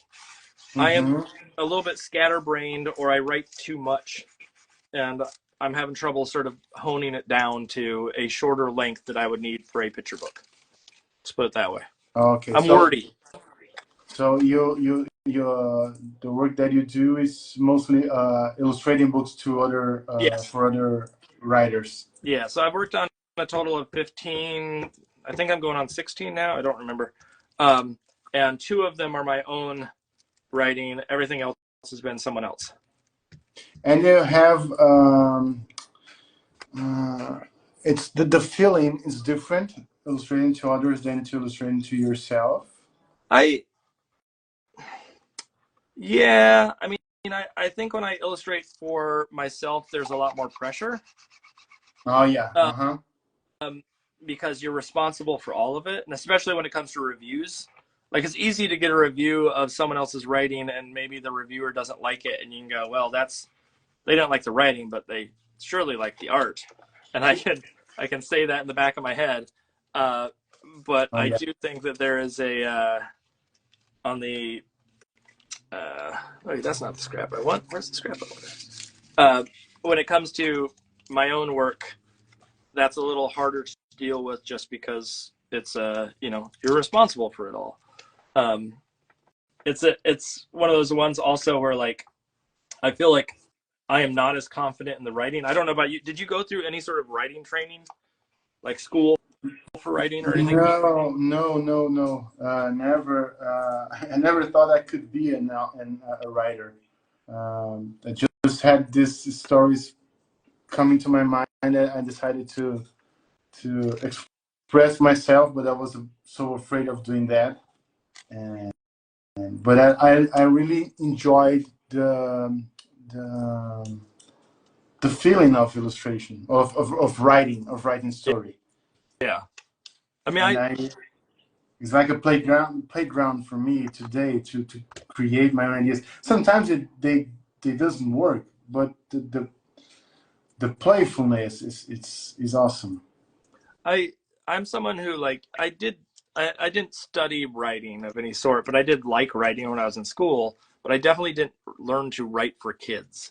And so, like, when I was doing writing, it was for a older audience in the classes that I was taking. And so, like, learning how to work with an audience that's so young, I think has been extremely challenging for me. I don't know, like, the idea of, like, how to simplify. Mm-hmm. So that's why my agent always comes back to me and says, like, there's too many words. It's way too long. Like, you got to hone this thing down. And even though sometimes it feels like it's a very short, and I edit out every single word I can get rid of, it's still, and I understand her sentiment that it still is, like, I like to talk and I like to write like I talk. So Okay. Yes. it's you know, if I could, I would probably go back and try to study more writing. I just haven't had a ton of time to do that kind of stuff. And there's online courses I probably should take. And if my wife is listening, she's nodding her head right now in agreement that I need to take those courses. But is it something that you struggle with on the writing side, or is it something that you know Struggle with what? With just the idea of writing for a young audience, or to clarifying your ideas? No, not at this moment. Um,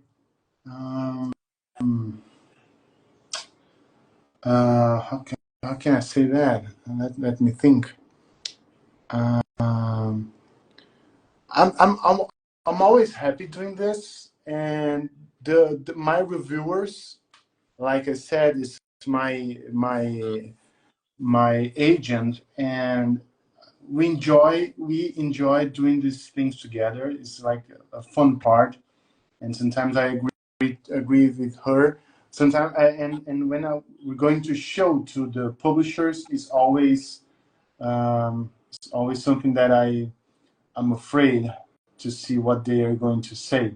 Yeah. Uh, but there's something that happens to me that doesn't happen to other authors. I think is that when I create my stories, the only people that approves my stories before I finish the project is my agent, because I work in the book with her.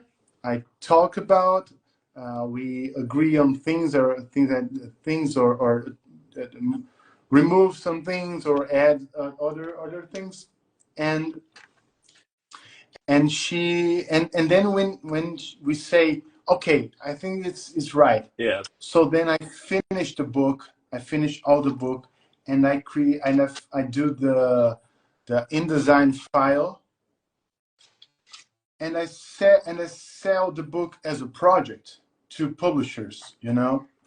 I don't have this moment with the publisher asking me to do things or to change that. Oh, really? Yes, and So like, sometimes I'm a bit afraid of it's my books are and like a product. I finish the product and I sell the product to publisher here in Brazil, or publishers here or there. I don't know, in the US or UK or other countries.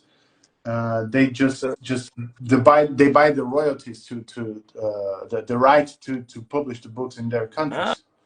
oh, okay, yeah. See, that's slightly like when I sell anything, or when I was selling my books, it was with the knowledge that there was going to be some editing and there was going to be some tweaking of story, Uh-huh. and you're selling the concept, not necessarily the finish. And so it sounds like your work is more speculative than of you make a story that you think works, and if they like it, great. Then it goes to, you know, assuming Yeah. it's all solved, then they're good to go. But yeah, that is a little different than sort of what I'm having to work with here on At a the regular same basis. But at the same time, it's not.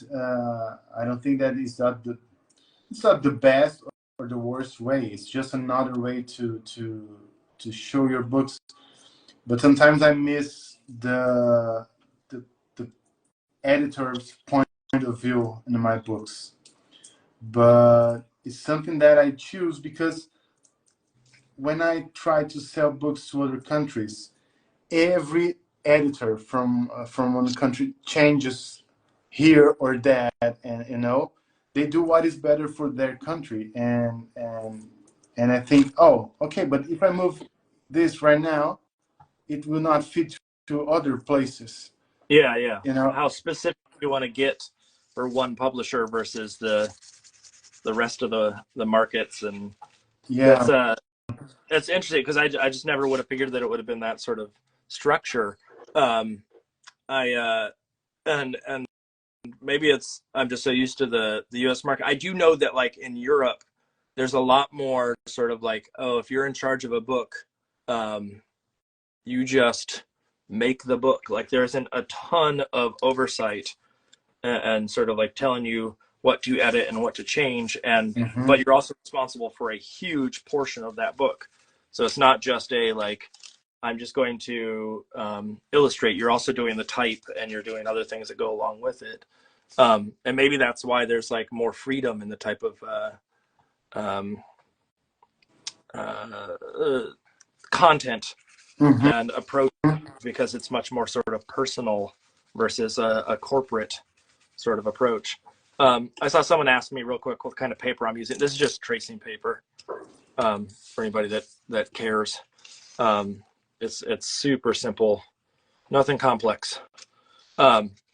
Is there books in particular that you're like, obviously writing your own, I'm assuming, is the much more preferred method for you. I could be wrong. More what? Sorry? I assume you like to write your own books versus working on stuff for other people, like if you had a choice. I like working on my own stuff. Yeah. I really enjoy it. Is there anybody in particular, though, that you're like, if I had the opportunity, I would love to work on a book with them? Let me think. Yes, I think about authors in the U.S. specifically. There's a lot of writers that I like. I really enjoy McBurney's stories. Yep. I like this kind of humor, and this was one guy that I really enjoy. Let me think. I like Roald Dahl's stories. I love this. And what about publishers? Are there certain publishers that you're like, if you could get in the door with that publisher, that'd be the one?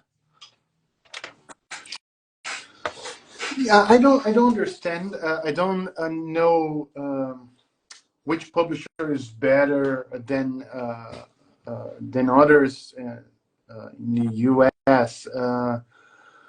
But yeah, I never worked with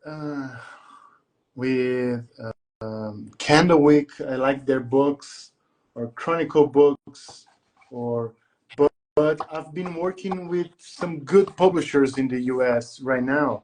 They are really cool people. So this book that is coming out soon will be published by Eerdmans. Do you know Eerdmans? I know the name. I don't know all the books that they have, but I've heard the name. Yeah, they are really good. And I'm working with Nosy Crow. They are English, but they have right now a publishing house in the U.S. Yeah. Well, Nosy Crow isn't Nosy Crow part of Candlewick? Aren't they related? I don't know. I think they're the same parent company. Oh yeah? I think so. Oh, I didn't know that. So by definition, I think you've worked with. That's all I'm saying. I think you might have actually worked with Candlewick and you didn't even know it. No, I know I think it's the same parent company. I think it's an English company and they have a branch in the U.S. But I could be wrong. Okay. Yeah, but there are good companies in the U.S. that still would like to work. But I've been they are, how can I say, taking care of me. These publishers that I've been working with right now, and we're doing a good job together. Yeah. So I'm happy working with them. And you worked with Quarto, right? Yeah, and Quarto is awesome. I don't know if Quarto has an office in the U.S. I don't think so. Is this monster book that you have you bought in the U.S.? Yeah. Yep. And it's Quarto the publisher? It's Quarto and who's the other? Hold on. called the Happy Yak. Happy Yak. Happy Yak is, That's what yeah, it is. yeah. Yeah. Happy Yak is an imprint, new imprint from Quarto. Yeah. Yeah. Yeah. I saw it and I was like, oh, Quarto, and then I was like, what is that little symbol up in the corner? And then I realized that it was Happy Yak, because Yes. Quarto has a couple of different like imprints and things they work with. In particular, I've done stuff with I think Franklin something or other. Quarto did the Lincoln something. Yeah, that's what it is. Francis Lincoln. Yes. Yeah. Yes, thank you. And so like the Darwin book that I did was with them, and I always, I went to some events, and it was at one event it was Quarto that was the one that they sort of recognized, and another one it was in online it's Francis Lincoln in certain locations, and it's like I don't know who I actually work for in some of these situations. Whether it's an imprint that I'm supposed to be saying, or it's supposed to be the parent company or whatnot. So yes. Yes. And go ahead. No, I would say that my other books that they are published by Tate in UK, they are distributed by Abrams Books there in the US. I don't know if you know Abrams. Yep. I have a couple of books that have Abrams is the parent company, and it's imprints, and so Abrams, Hatchet.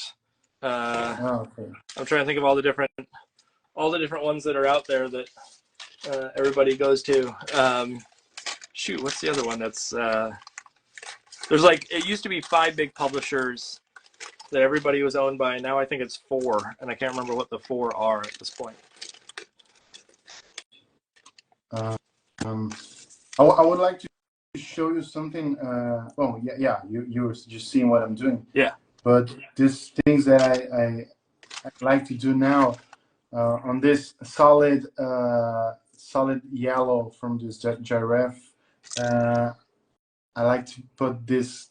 Let me see. Like this texture here. Sometimes I do this. I really did this.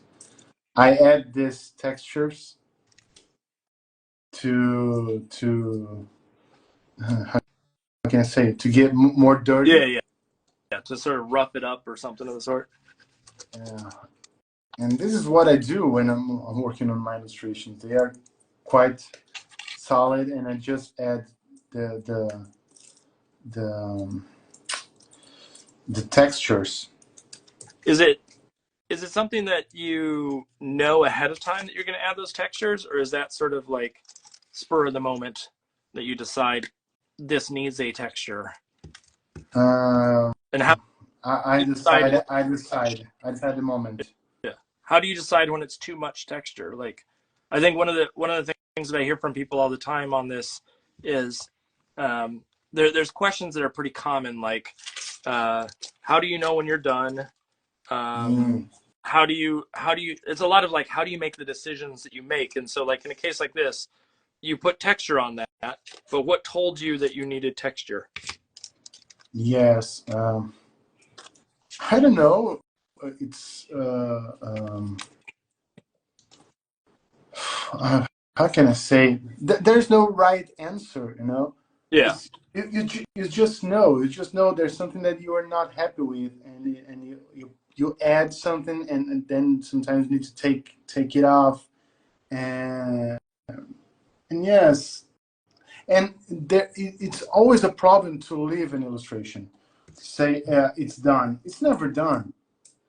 We always want to change everything all the time. I would like to do this illustration again right now. Like start from the beginning. Yeah. Because you've discovered stuff along the way, or because you think that you would just do a better job a second round? I think that I would do better the second round. Gotcha. Not the second, but the third, the fourth, the fifth round. So, obviously, like, yes, things are never completely done. We can go back and change them till the end of time, but there is a deadline that you have to meet. That's so what tells you, like, because obviously yes, it's never done, but there is a point where you have to go, okay, that's good enough, right? Or Mm-hmm. I need to move on. I need to do the next thing. Um, do you have any sense or inkling of like what causes that sense in you that you need to move on? Is it like some aesthetic thing? Like for me, it's when uh, when it's no longer fun is a Yeah. but I also think that like there's a point where there's too much going on and I need to stop. Like I'll just keep adding stuff and it will get too complicated. Mm-hmm. I think that there's always the deadline when you're working for a client. You need to think about the deadline. You cannot play around the illustration too much. Uh, um, so time is always something that I think. And the other thing is yeah, if it's you said something that is right. If you're not having fun anymore with that, just leave. Just leave. Uh, when the illustration is for my own books, uh, I don't like to leave. I like to return until I say, okay, now is right. Uh, but when I work for publishers that to I need to finish because due to the deadline, I say okay, that's enough. I work a lot of because sometimes when I'm not happy, it's something that I I don't need to change it. It's just something for me. People will not see the problems that I'm Yeah, seeing, yeah, and I didn't need to return. But there's something that I want to feel happy when I see this illustration again and again and again, and so I return to the illustrations. But is I try to keep. I'm not the kind of guy that uh, I try to be to mess with the deadline. You know, yeah. You don't I want I, to get close. I like to okay, it's tomorrow will be my deadline. Okay, I'll do my best to finish tomorrow. And if you're not able, I will send a message to the editor, say, hey, tomorrow will not be I'll not be able to send it tomorrow. Can we move this deadline? I don't like to let people waiting for my art, you know. Gotcha. That's I'm a stickler for deadlines. There's only been once I think in my career that I've missed a deadline, and I didn't even miss it. I got permission to miss it, Uh-huh. um, and it was a medical situation. Yeah, yeah. Otherwise, I am like I got to get it done on time, if not early. And I've gotten worse. I will tell you, I've gotten worse, and I've gotten closer to the deadline as time goes on. I'm not as early as I once was, but I definitely, when I started out, it was like I'm gonna get it done. If it's a 2 week assignment, I'm gonna get it done in 3 days versus 2 weeks. If it's a month-long assignment, I'm gonna get it done in a week or two, and not even come close to pushing that deadline, just because of for the most part, I think it was a pride thing that sort of showed up in my mental state. Let's put it that way. Mm-hmm. Um, Mm-hmm. Yeah. have you ever seriously like come close to a deadline, to missing Okay. one? Ask me again, Have you have please. you ever come close to missing a deadline? Uh, I don't remember any situation that was too tough, but maybe I missed some deadline. Yes, some all these years working with this. Maybe I did this, but I always like to send a message to the editor. Just say, hey, it's not going to work. Yeah, But uh, I think in Kidlit, for the most part, everybody's kind of as they build in some of that, like some of the deadline extensions. uh-huh. But it's I've never. like in a case like the work that I'm working on right now, the book I'm working on, they gave me a deadline that was way too short. Oh, okay. And I said, I don't know if I'll be able to make that. And they go, okay, just let us know if you need more days. And it's literally because there was a delay on when I got the manuscript, and it wasn't my fault. And so they're just like, yeah, that's fine. We'll work with it. How much do you need? A week or two? But in the editorial world, that was a very different scenario where you just didn't have that leeway because the full deadline was a much longer process than just, it wasn't a 6-month deal. It was a few day turnaround or whatever it may be. Okay. I'm just gonna cut out something real quick. I gotta concentrate as I do it. I see. Let me see. Oh, I thought I saw a question here. I did not see a question. So tell me a little bit about sort of the art scene or the world of art there in Brazil, especially in the town that you're in. Like, obviously, I know that, like, if you go to Rio or you go to some of those places, it's going to be a big art. But because you're is it a small town that you're in, or is it a 300,000 people? Oh yeah, okay. So it's hefty. Yeah. It's not you're not in a little tiny town of 300. And so is there a big art scene? Is it something wherein you're no. It is the opposite.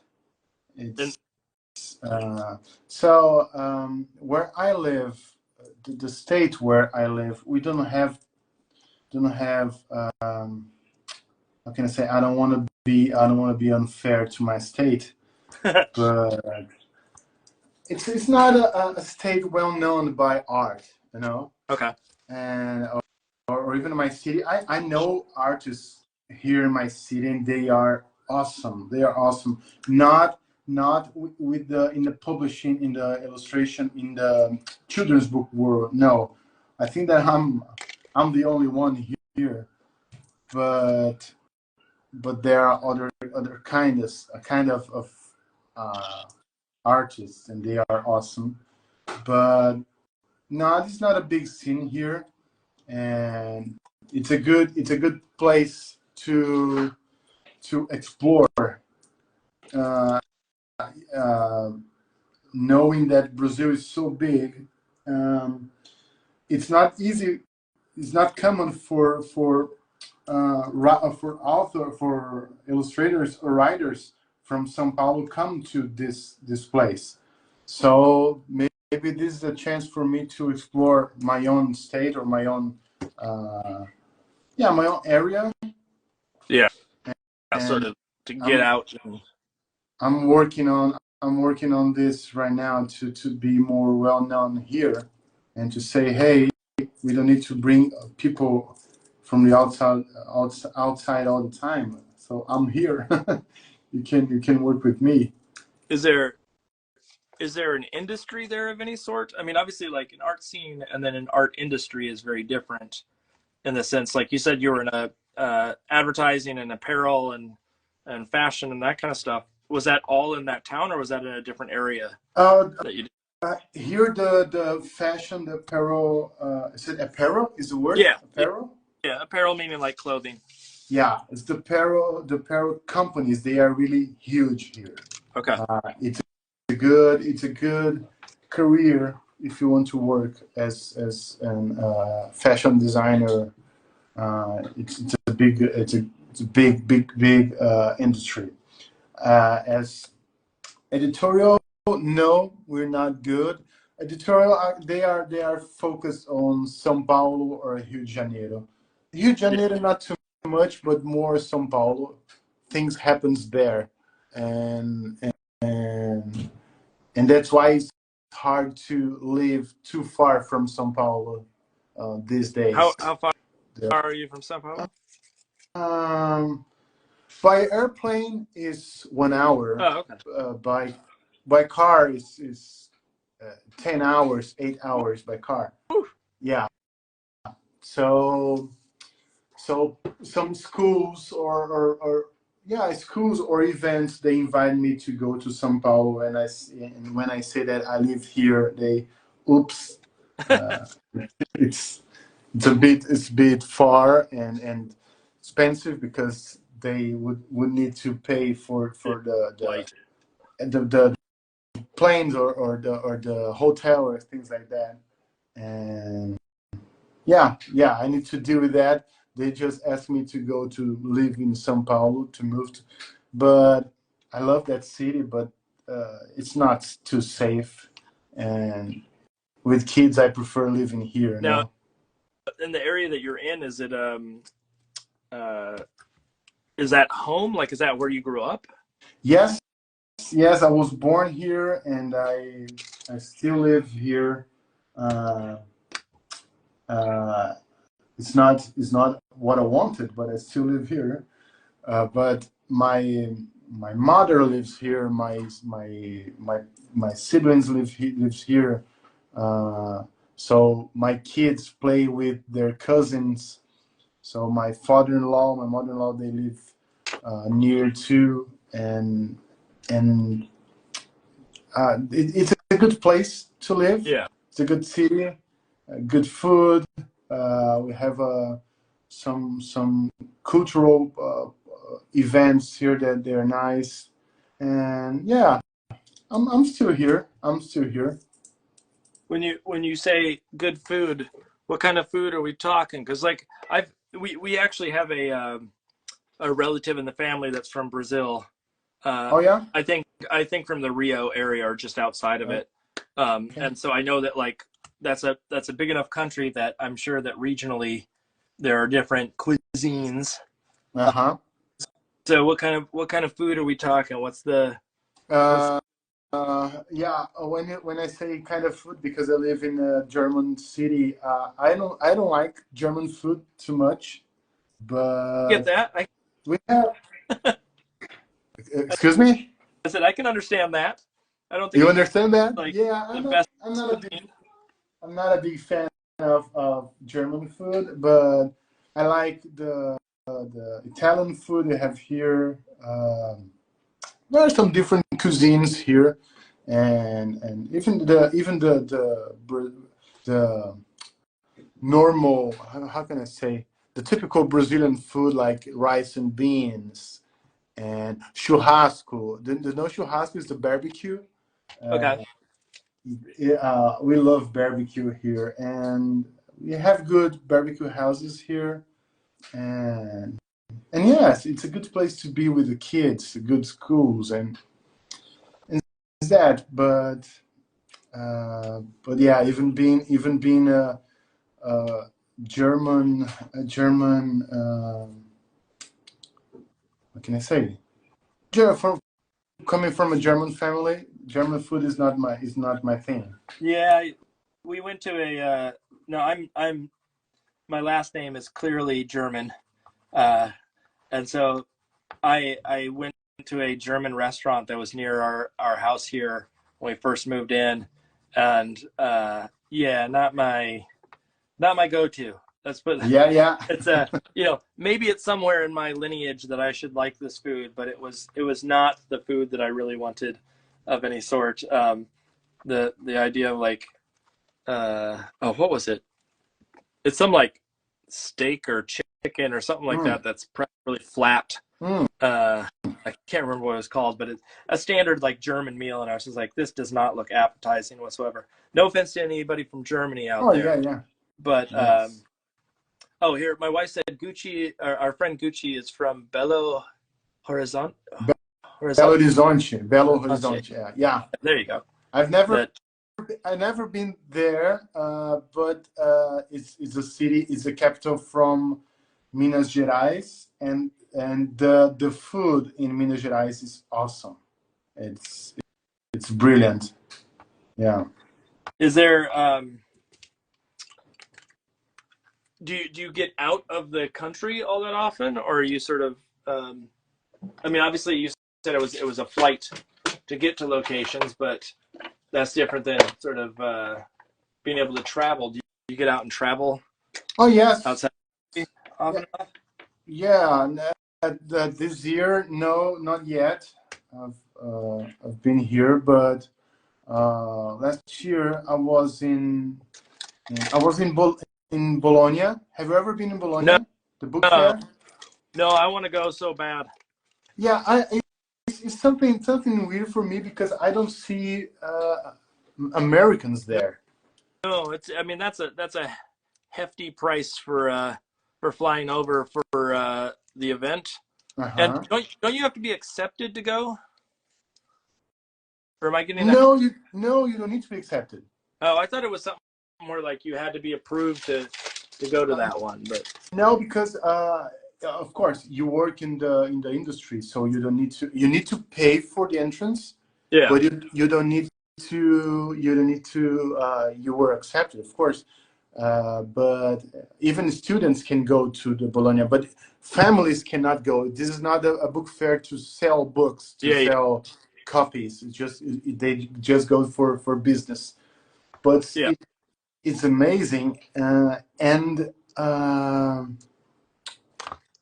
yeah, I've been to Bologna, and then I went to to London to promote the Monster book, and I promoted there in other cities, other city in the UK, and yeah, I did a work with the publisher with Quarto there in London, and yes, I've been to China in last year, the end of the year, like November, For because book related stuff? yes, I won a prize for this book. Let me show. Yes, this book here I showed you before. This book here, I won a prize.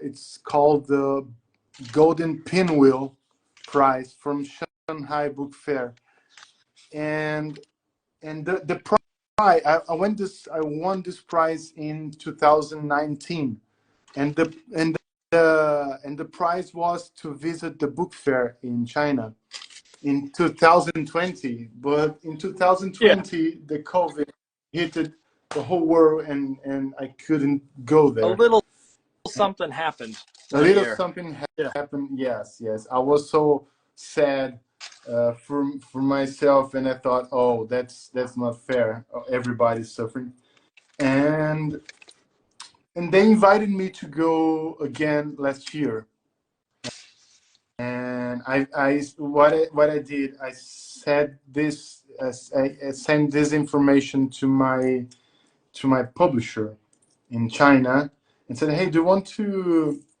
I'm going to China. Do you want to do some work with my books? Let's visit some schools or things like that to yeah, promote. And we did a good job there. We traveled to 5 cities, visiting big schools, um, to promote the books, and then they invited me to exhibit my work in a gallery there. It was it was amazing. It was amazing. And China, it's a beautiful yeah. country, Where really in nice China did country. you go?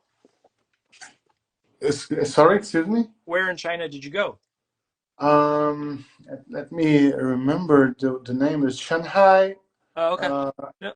Guilin, Shenzhen. Oh dear, Kunming. Uh, Quite a few then. yeah. Five or six cities, enormous cities, big cities, and yeah, like the smallest city has there that I visit has, I don't know, 5 million million people. Yeah, that And, was oh, I went over there for my college stuff for teaching, and we went to Beijing, and then we went to oh yes, somewhere a little bit further up north, and yeah, it's gigantic. Like there's no way to describe how uh, populous, how many people are in those spaces, just because it is so big. Um, but also like you said, like kind of amazing, and the not only just the landscape, but like the architecture and the history along with the country is fascinating. To sort of wrap your head around how old some of those structures are that you're standing in, and the craftsmanship was the thing that always impressed me, of like seeing buildings that are sort of held together without nails and have been standing for centuries of sorts. Yes, yes, yes. It's beautiful. It's a beautiful. Yes, the way that it's built, and people were so nice. I don't know if you remember the food, but I enjoy the food a lot. Yeah, no, that was I mean, clearly the best Chinese food I've had is probably over there, but it was also the spiciest Chinese food I've ever Yeah. had. Was Yes. there. I'm Yeah. a lightweight when it comes to spice, and I remember there was a couple of dishes that I was like, this is too much. But I also like, I'm someone who likes to know what's in my food, and they bring out, we went to this like really amazing restaurant, and it was this like private room and Yes. whatnot, because the person that was bringing us was the president of a major college that was over there. And I remember being like, okay, I can't just look at this and pick at my food and say gross. And so I had things, I'm not 100% sure that they were completely vegetarian. And I also don't know if they were like what was in them to begin with. Like, I'm not a big mushroom fan, but I know there were mushrooms in it. I saw them. But it was still good. Like, I can't fault it of any sort. It tasted wonderful. It was just spicy. Yeah. At the end. Yes. Do you get in your region? You said you live in a very like German region of Brazil, but do you still get sort of lots of Brazilian food showing up, or is it primarily a like German cuisine where you are? No, we have a Brazilian food cuisine. Actually, we don't have too many German restaurants anymore. Some traditional, but not big deals. Yeah. Yeah, I like. But I would say that here in Brazil, not here in Brazil, but here where I live, we don't eat a lot of peppered Yeah. food, Spicy. spicy food. But I like spicy food. But in China, oh my Yeah. God, yeah, Especially where you were. Like you were in. It sounded like you were in southern China, if I remember correctly. southern, yes, Yeah, southern which is China. they're known for much more spicy foods than the area I was even in. So it's and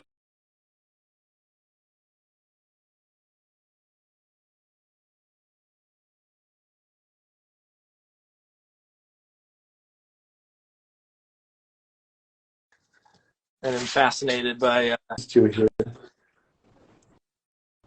Yeah. Are you there? Yeah, I'm here. Okay. Something happened here, but I'm here too. Yeah, no, I'm getting a little bit of a blurry feed on my end of both of us, which means there may have been a little drop in signal for a second. It looks like it came back though.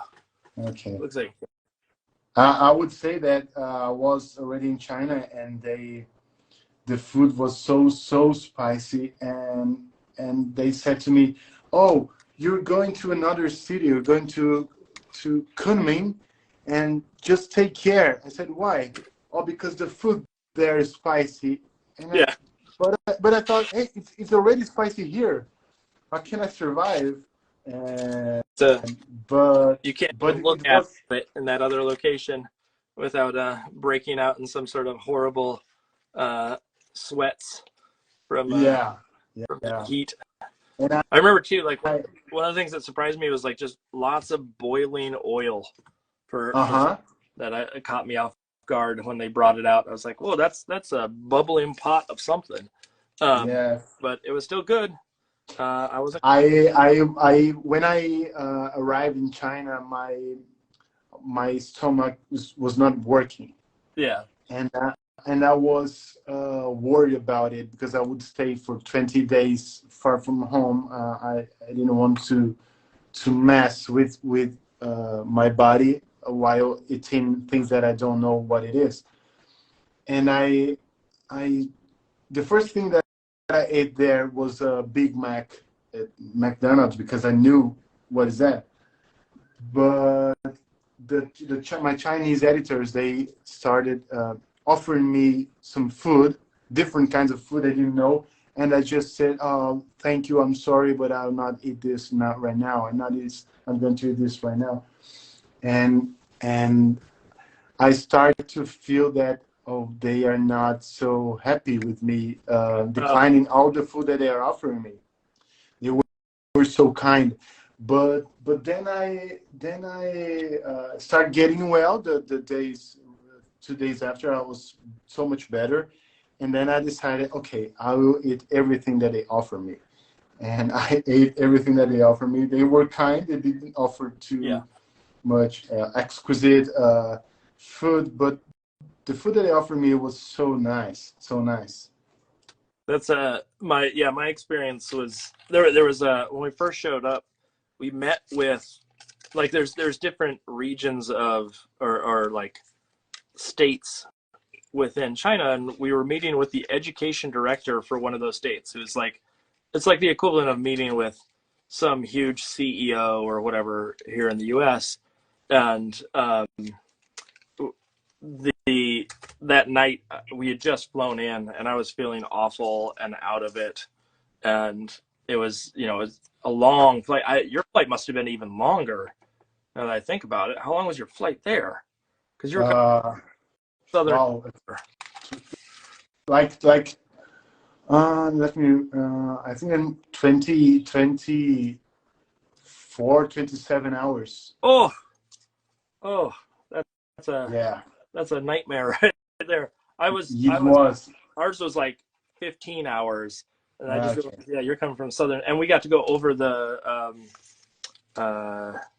North Pole, which cut down on the time, but you don't have that advantage. You had to go the long way around. Was there you said you traveled to London? Was there anything like special that you got out of that one that was like an amazing event or things of the sort, or was it primarily just travel around and talk to schools? No, I visit some places, but also the food is amazing. I like to eat. But yes, London is a beautiful, beautiful place because they can connect vintage architecture with new, modern design, well-designed buildings. They are all together, and I fell in love with the beauty of the city. And the people there were awesome too. And yeah, I just visit some the popular places in London. Yeah. And yes, all the I'm trying to remember the name of the places, but the worst thing, not bad. The last thing that I liked was the castle, the castle of the Queen Castle. I don't remember the name. Oh, why am I drawing a blank on it now? Yeah, but it was this one. I thought, oh, okay, that's nice. Not that crazy stuff, but other things I think they were better. And I don't know. I really enjoyed going to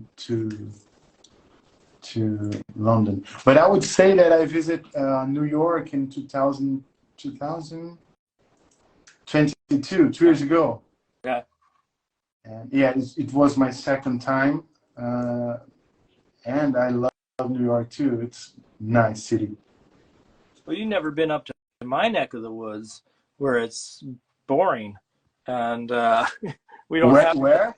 I'm in New Hampshire. It's New Hampshire. We're about 4 or 5 hours north of New York. Okay, it's a good place. It's okay. It's it's not a huge cultural hub. Let's put it that way. Okay. It is a uh, small New England area, and so we're nowhere near the scale of like the city that you're in or anything of the sort. Um, but it is we do have trees. That's the kicker for us. So we Oh, have trees, things that keep us happy comparatively to city life. I'm not a big city person of any sort. I like okay.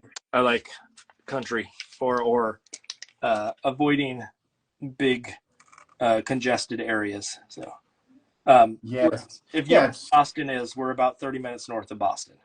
30 So minutes from from what? From Boston, Boston. Oh, I've been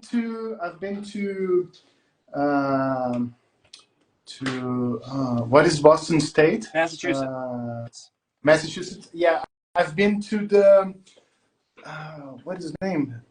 The Eric Carle Museum. Yeah, down in Springfield. I, And so I it's Amherst. yeah, it's I forget exactly where Yeah, it I is, but think yeah, down in that area. it's nearby Springfield. Yes, it's beautiful, beautiful museum. Have you ever been there? I have not actually ever been to the Eric Carle Museum. I mean, I know where it is, and I've driven by it and whatnot over various events. The SCBWI Mm. conference is down in that area because it has so many like kidlit folks in that sort of region, that section of Massachusetts. But I've never made it out to that because I was always on a sort of tighter schedule. But I do know the area of sorts. Okay. Yeah, I visited there because I wanted to. I went to promote my book there. My the publisher invited me to go there, and it was a nice place, beautiful place. And I I saw that Mo Willems live I don't know lives around that place. Yeah, there's a town called Northampton that's I don't know how far from there. It's not crazy far, maybe about a half an hour drive max, something like that. Where uh, Mo Willems and it's a bunch of kidlit folks that lived in New York moved up to that region and Mm. started up sort of not necessarily a commune, but started up a little sort of artist community in that area, and in turn built up this big kidlit region there, and Hmm. that had turned into a variety of different sort of big authors living in that area. So you have people like Mo Willems, but you also have uh, um, people like I'm trying to think of all the different names that are there. It's a crazy amount, and I don't even know if I would do it justice trying to name them all. Yeah, I saw that. I think that the Maurice Sendak Yep, Foundation is around that cities, right? yep, yep. Yeah. Right in the same area. I don't know why that specific. I mean, it's a lovely area, but I don't know why they chose that over anywhere else. Um, but it Massachusetts has a very big hub of kidlit Oh, folks yeah. that sort of stay in that area. And so when people come up for kidlit stuff, generally that's where they end up. And then Boston has some stuff, but it's that in particular is where a lot of the kidlit authors and illustrators live um, in that region. So so tell me a little bit about the city that you're in. What would be the big draw if I were to go down there? What Sorry, where? if I were to go to your town in Brazil? What Uh-huh. would be the thing that I'd go to see? In my town? Yeah, like if You I were to travel there, why would yeah, you what would yeah, I would bring you to the airport to move to another city. I? There's got to be something, right? Oh yeah, yeah. You do you like drinking beer? Not beer in particular, but I'm not pro or I'm not against drinking. Okay, okay.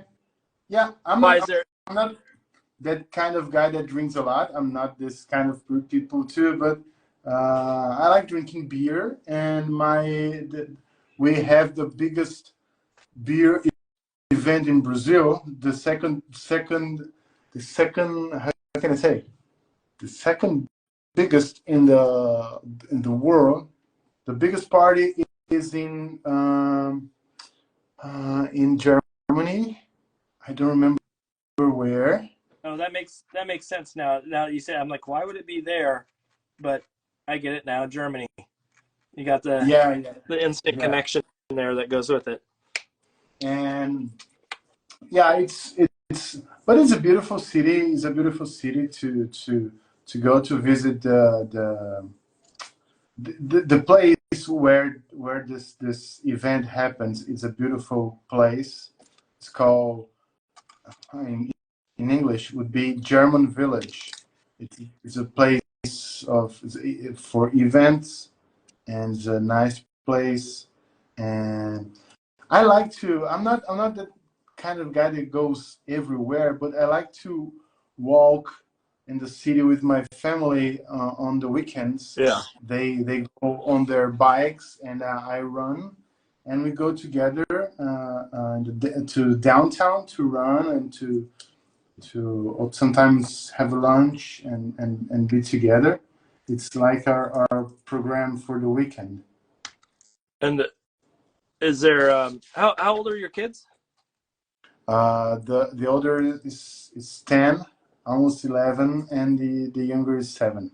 Okay, that's we have almost 11 in a matter of like a week or so up here. But did have they been a part of your kidlit journey? Like, have they been there listening to the stories, and have you been pitching to them? A good question. Yes, sometimes when I have an idea, I go and show them my ideas and see what they think about it, and ask to my wife too to know her opinion about it. And but they are like when I received the book from publishing house, uh, I said, "Hey, my book is here," and said, "Oh, okay, Daddy," because they just been part of all the production time of this book. Yeah. They have been watching me doing the book, and they come to my studio. So I work here in my house. So they open the studio and say, "Oh, Dad, are you still working on this book? Yeah. Come on, move to something else." And something happened when I finished the monster book. When I received the book from the mailman sent the mail. How can I say postman? The postman Yep. gave me the book.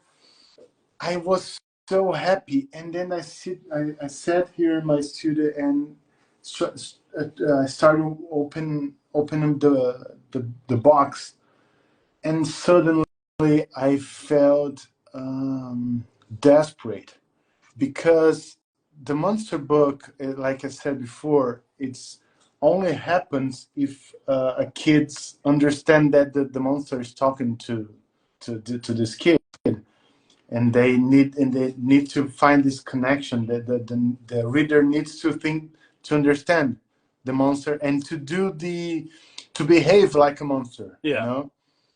And I thought, oh dear, I never tried this story with nobody. I should have tried with my kids, and I forgot that. And I asked my younger son. He was, I don't know, 6 or 5 at the time. The right the right target for this book. Yeah. And I said, "Hey, son, come on, sit here. I wanna read the story to you." And so, okay, Dad. And I was so afraid of, oh, this is not going to happen. This is not going to happen. And I started reading to him, and the monster says, Okay, show me your big nails. Show me your yellow big eyes. And then my son started doing this, showing the nails and Yeah, play. showing his eyes. And I said, "Wow, it's working! It's working!" And then we finished the story, and he understood the story, and I felt so relieved by that. Are they primarily past the picture book stage? Then I assume. I mean, maybe not the 7-year-old, but Yeah, he's still on the stage to read my stories. okay. But my older son loves listening to picture books.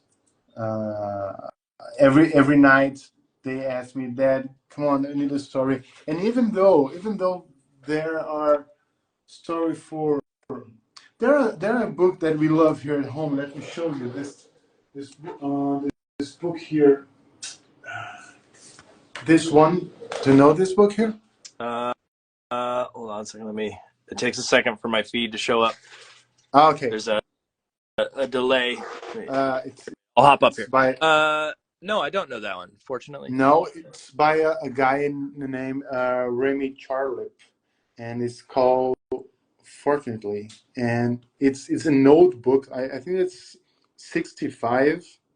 Uh, I don't remember. Let me see.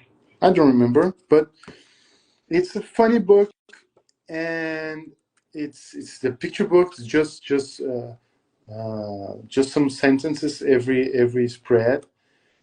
Just one sentence per spread, and we love reading this book and laughing for the same old jokes. And he is turning 11, and he still likes this, and I'm happy that they like want me reading stories every night. Still want Some days ago I read the Goodnight Moon to them. Do you know the Goodnight Moon? Yeah. By classic. Yeah, but it's a classic, but it's just now have been published here in Brazil. Really? Yes, That's yes, such an old book. I'm surprised it took that long. yes, and the same publisher that published my books here in Brazil, HarperCollins, they published the book here in Brazil. And they sent me the book, and I started reading the book with my kids.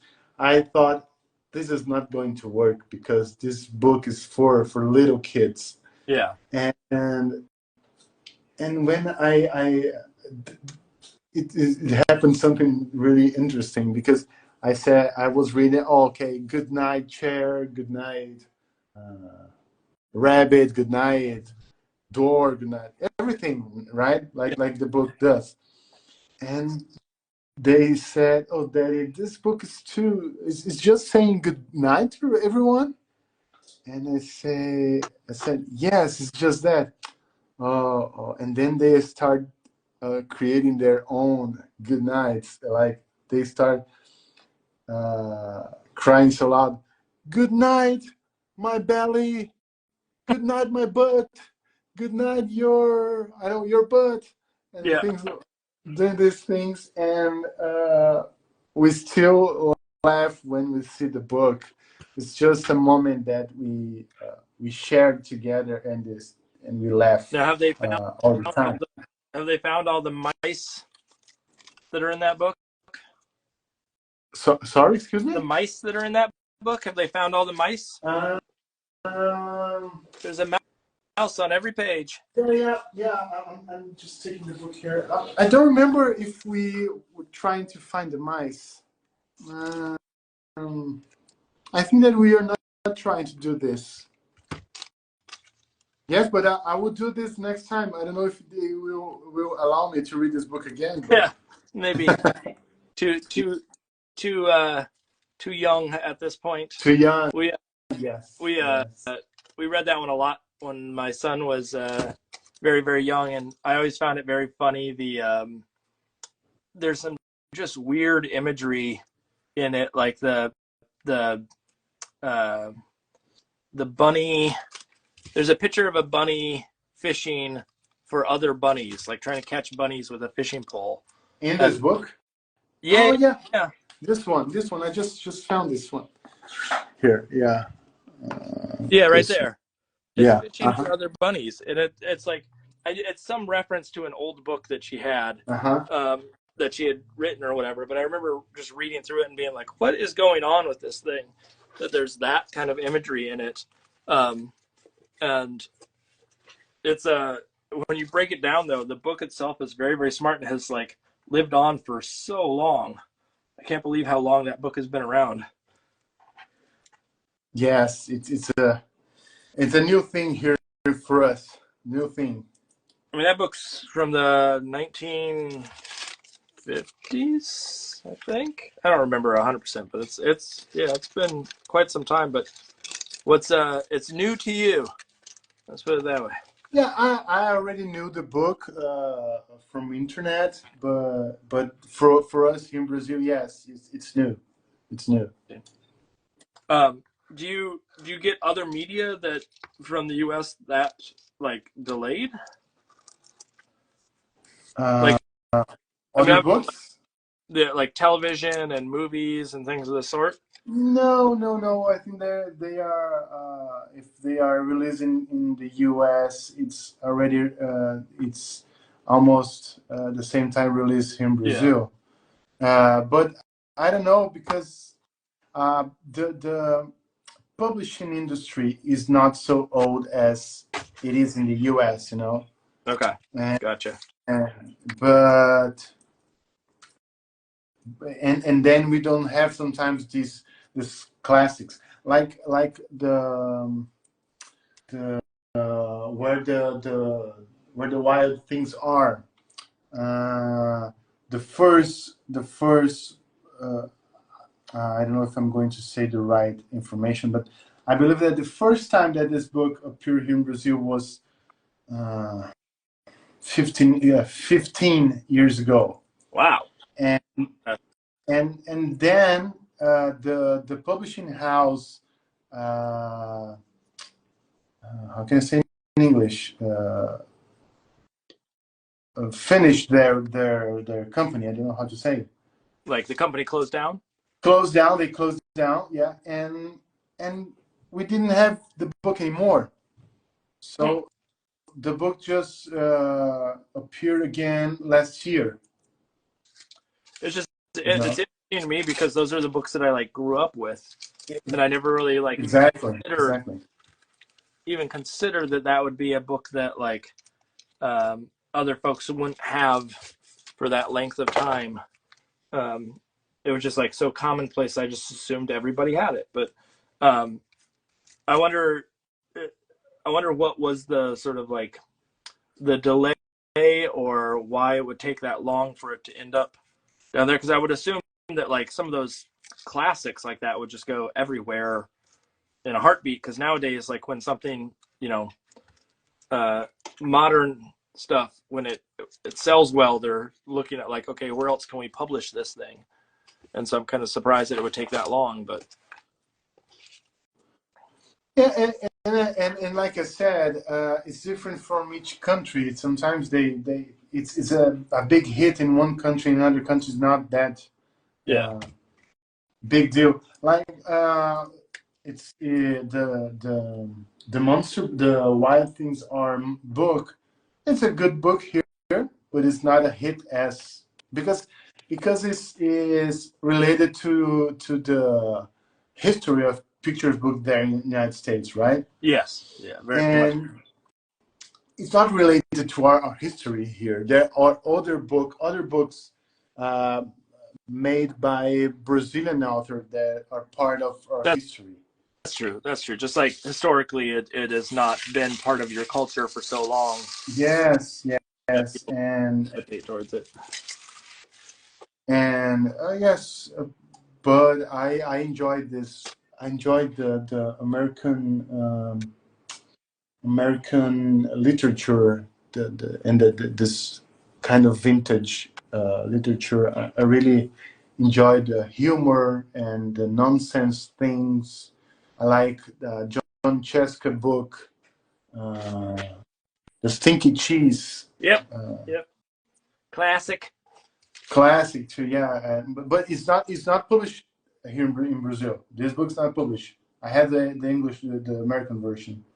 So tell me, like, because we're talking about sort of the U.S. stuff, and I know that U.S. is like a big publishing house sort of area, but are there books that, or authors or illustrators that people outside of Brazil should know?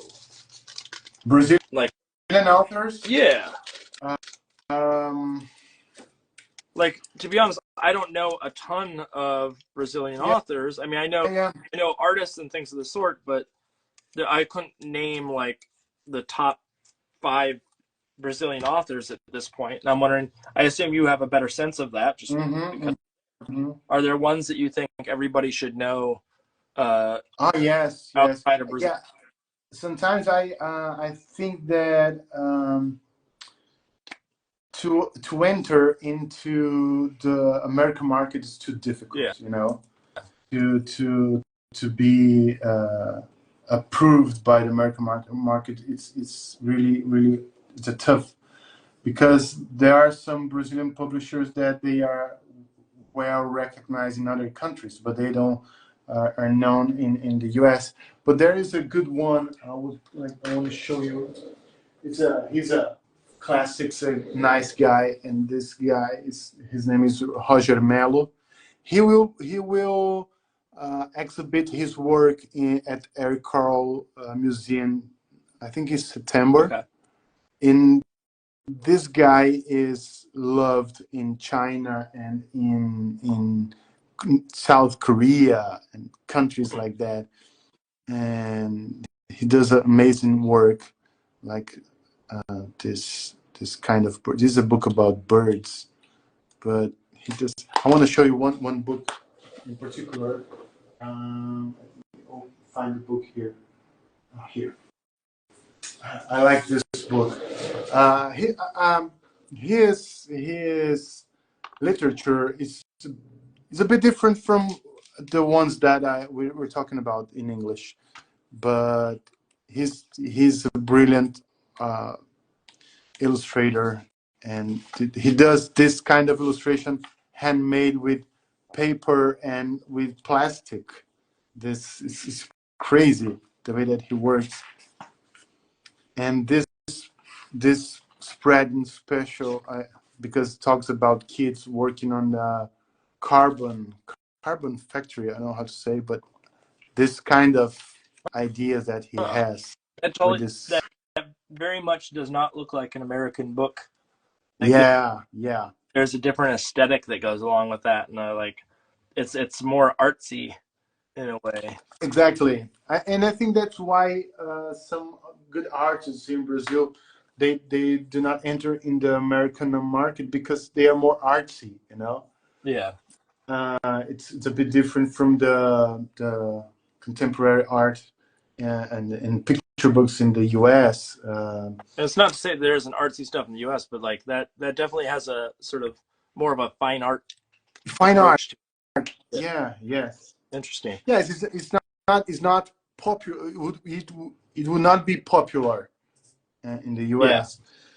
Yeah. But they're really great. And I'm not questioning what is good, what is bad. I'm just saying that they are different markets.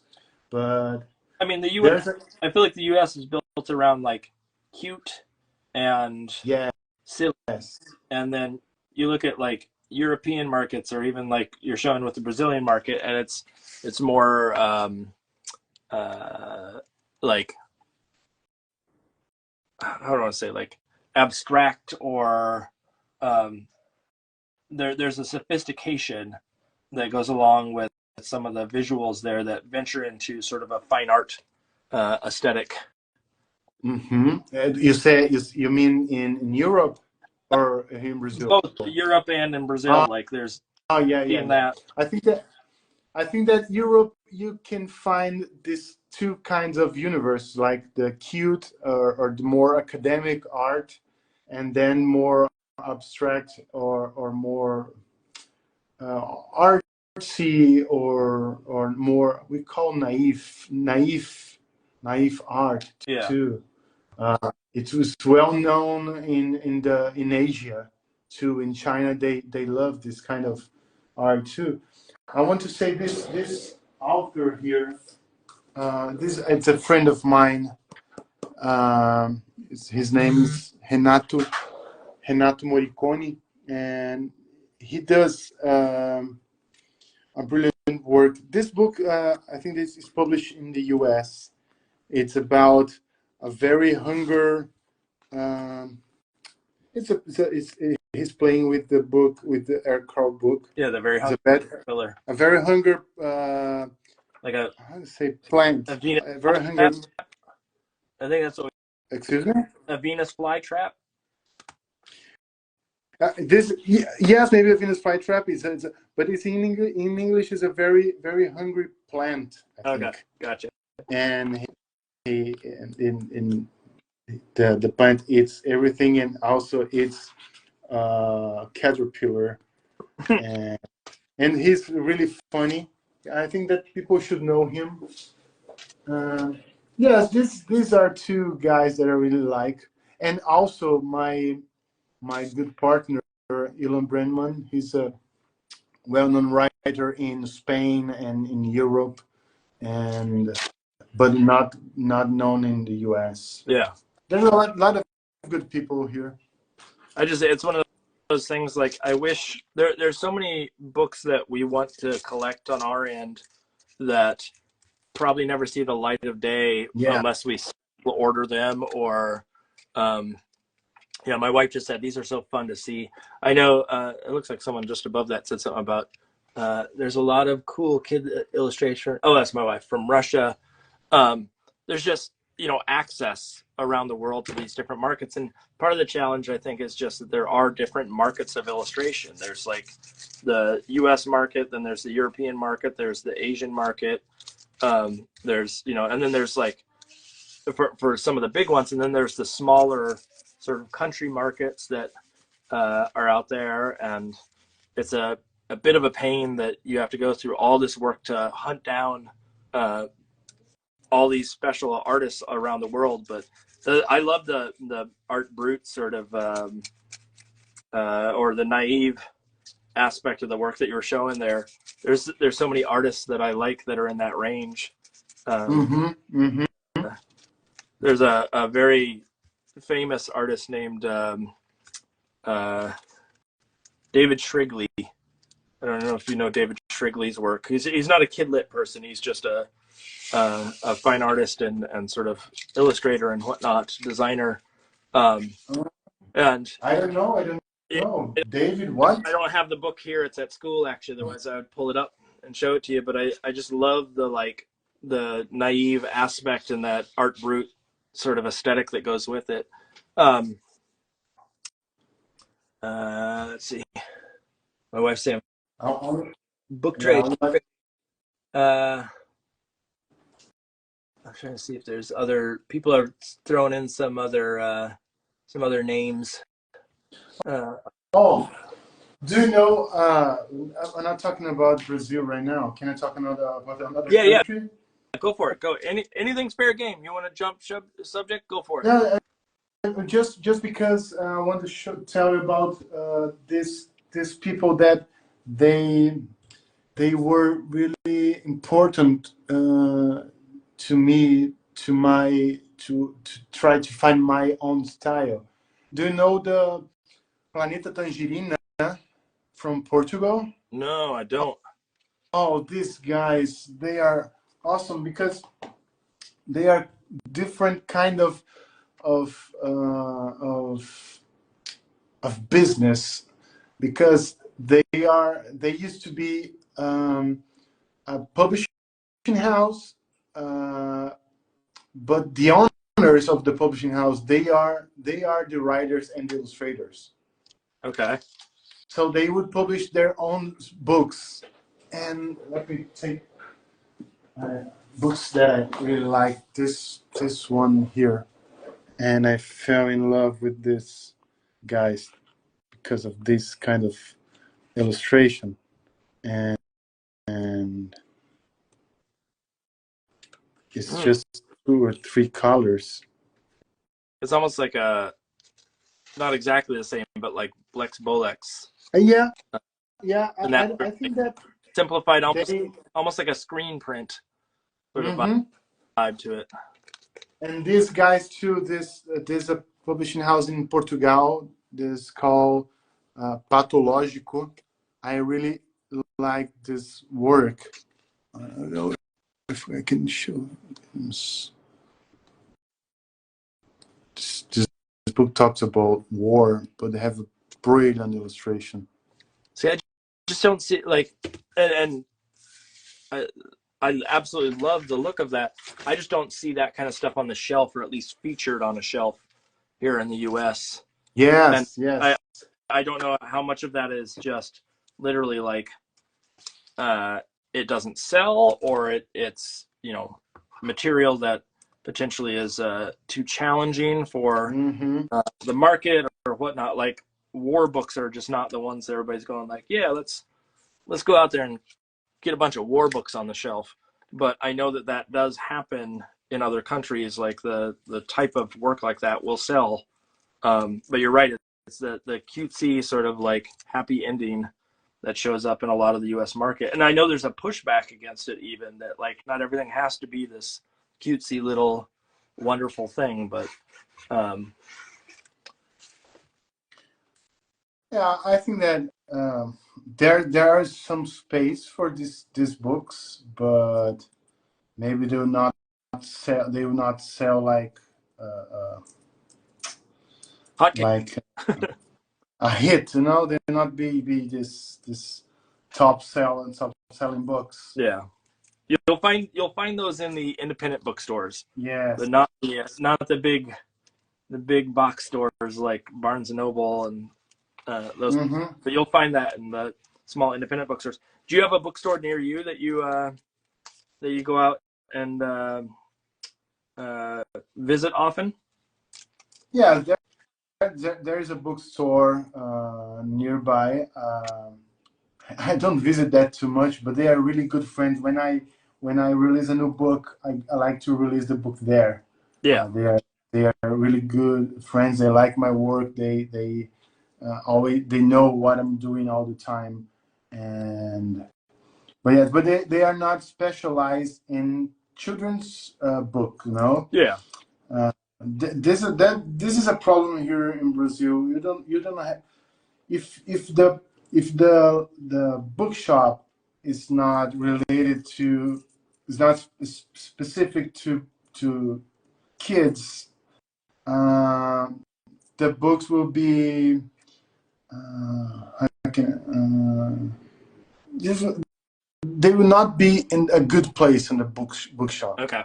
You know, it will be in one corner, and you go to see there if you find something. And this is a problem because Brazilian kids, they do not read the way that we should read. Meaning they just like they don't read as a practice. As a practice, yes, they read a lot at school, but the schools have books, yes, and the teachers read books to them, and they can rent some books, but when it's related to parents buying books to them, it's different, you know. Yeah, no, I think that's not so uncommon. I mean, we got the video game contingency up here that's the problem. That there's more video games than there are books, or the video game market makes more money than any other market at this point when it comes to visual stuff. I'm trying to. But yeah, but it's when you go to São Paulo, then you can find specialized bookstores just for kids. and these are really nice places to go. Do you have a big collection right now? My own bookshelf? Yeah. Yeah, like the amount of kid books that you have. Do you have a decent sized collection, or is it? I think that I have. I would like to. Maybe I can show you now. Can I show you now? Yeah, by all means. I would love to. Let me move a bit. Yeah. It's not that big, but it helps me a lot. This is my bookshelf.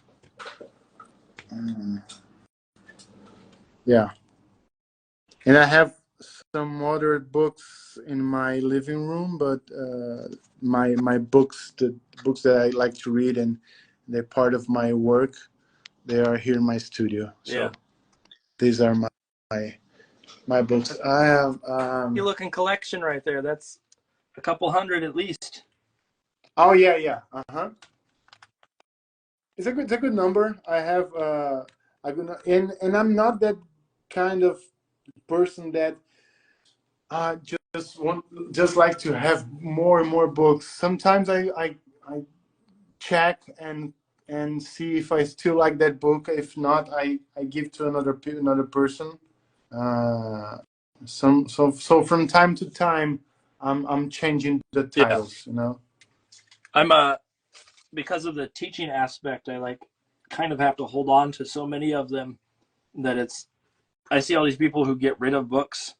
I'm like, oh, how can you do that? But that's just because I have that teacher side of me where I'm like, I'm going to need that book someday as a reference for some student. Yeah. And if I don't have it, then I'm going to feel bad.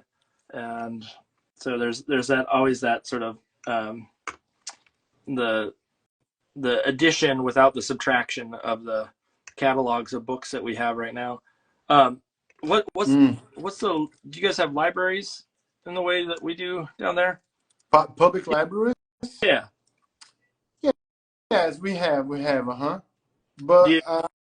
I'm not used to go to these places. I don't know. I don't know for sure why not. But no, I don't know. But we have here in my city. I know that recently they changed and they restore some things.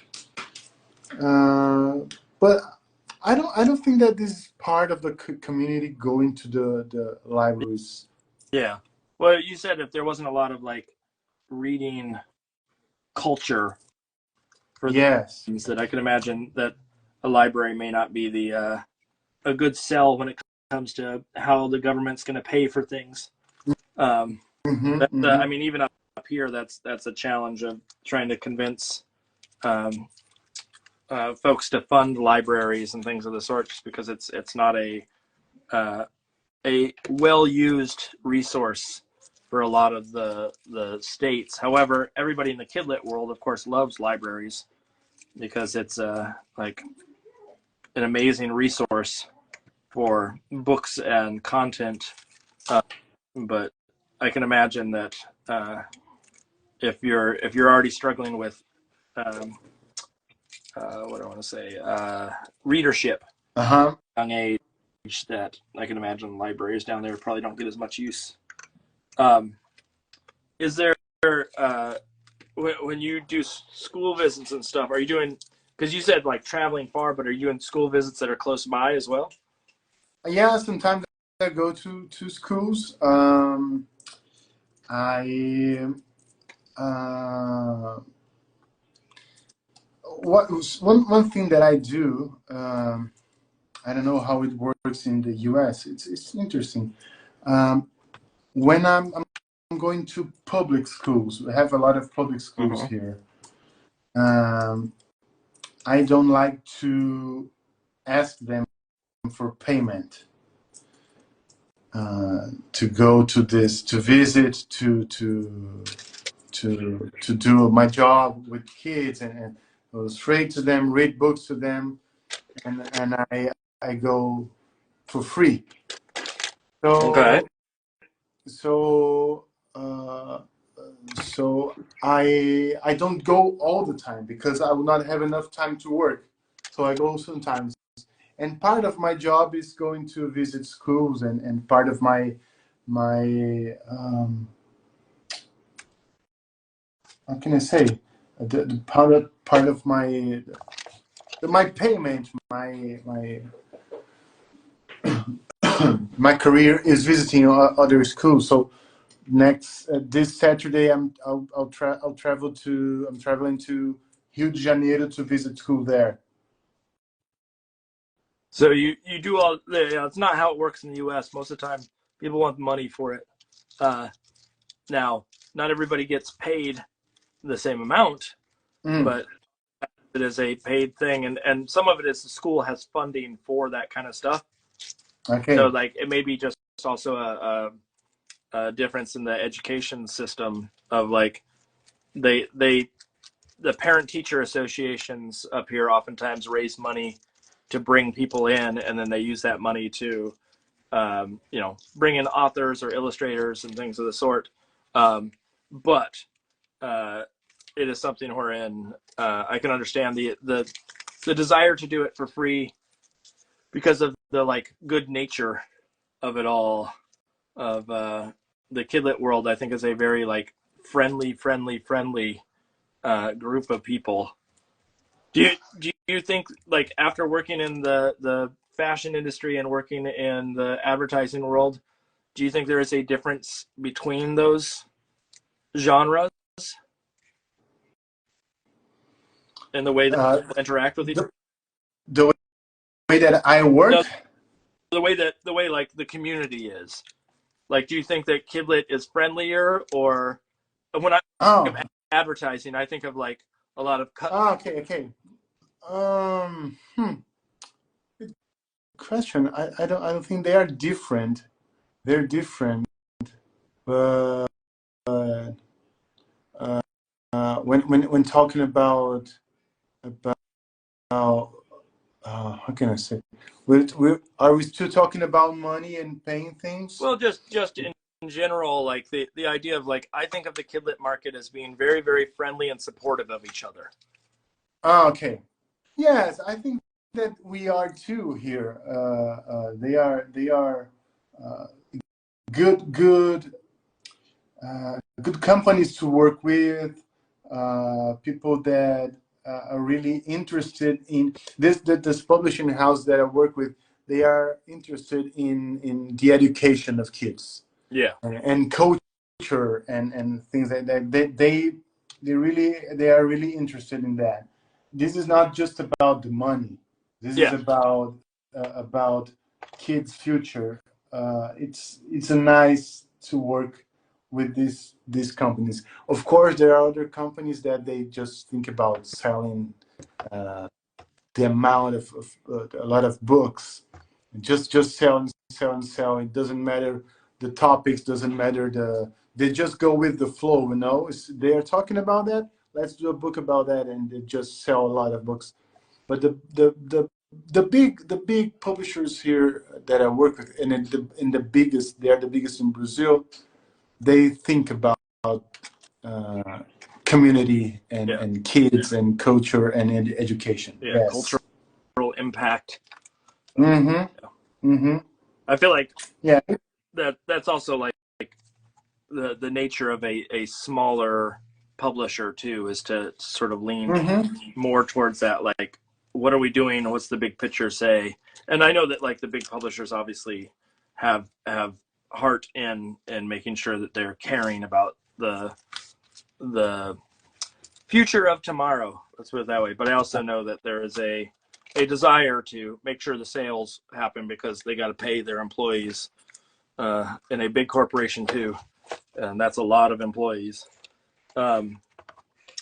Is there any projects that you have coming up that are that you can tell us about? Now obviously not everything can be said publicly, like if things are going to be published or whatnot, but is there content that you can share? Let me think. Let me see this. Don't give away anything that's too critical. No, no, no, no. I just want to see where are my. I just released a book. This one. Let me see. Where is it?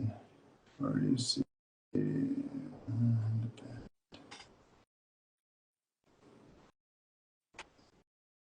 Yes, this book here is also is already released in in the U.S.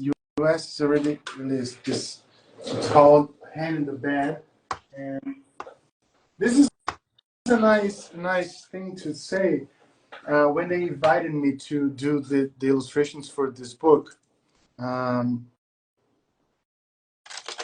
it's a novelty book like I show you right now. This is the last version. No, this is the. I think that is French, and it's novelty. There is a counting book. Okay.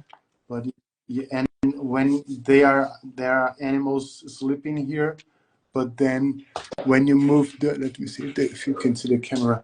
When you open, there is a number of they're counting, and you open there's another story happening on the other side of the book, and I just the book is just released and is already published in I think 12 languages, Peace. something like that. Yes, and I have a lot of languages there that they send me the books. It's a great thing. It's we did this book and they started selling the book at Bologna Book Fair. I was there in a meeting while the publisher was showing to other publishers around the world.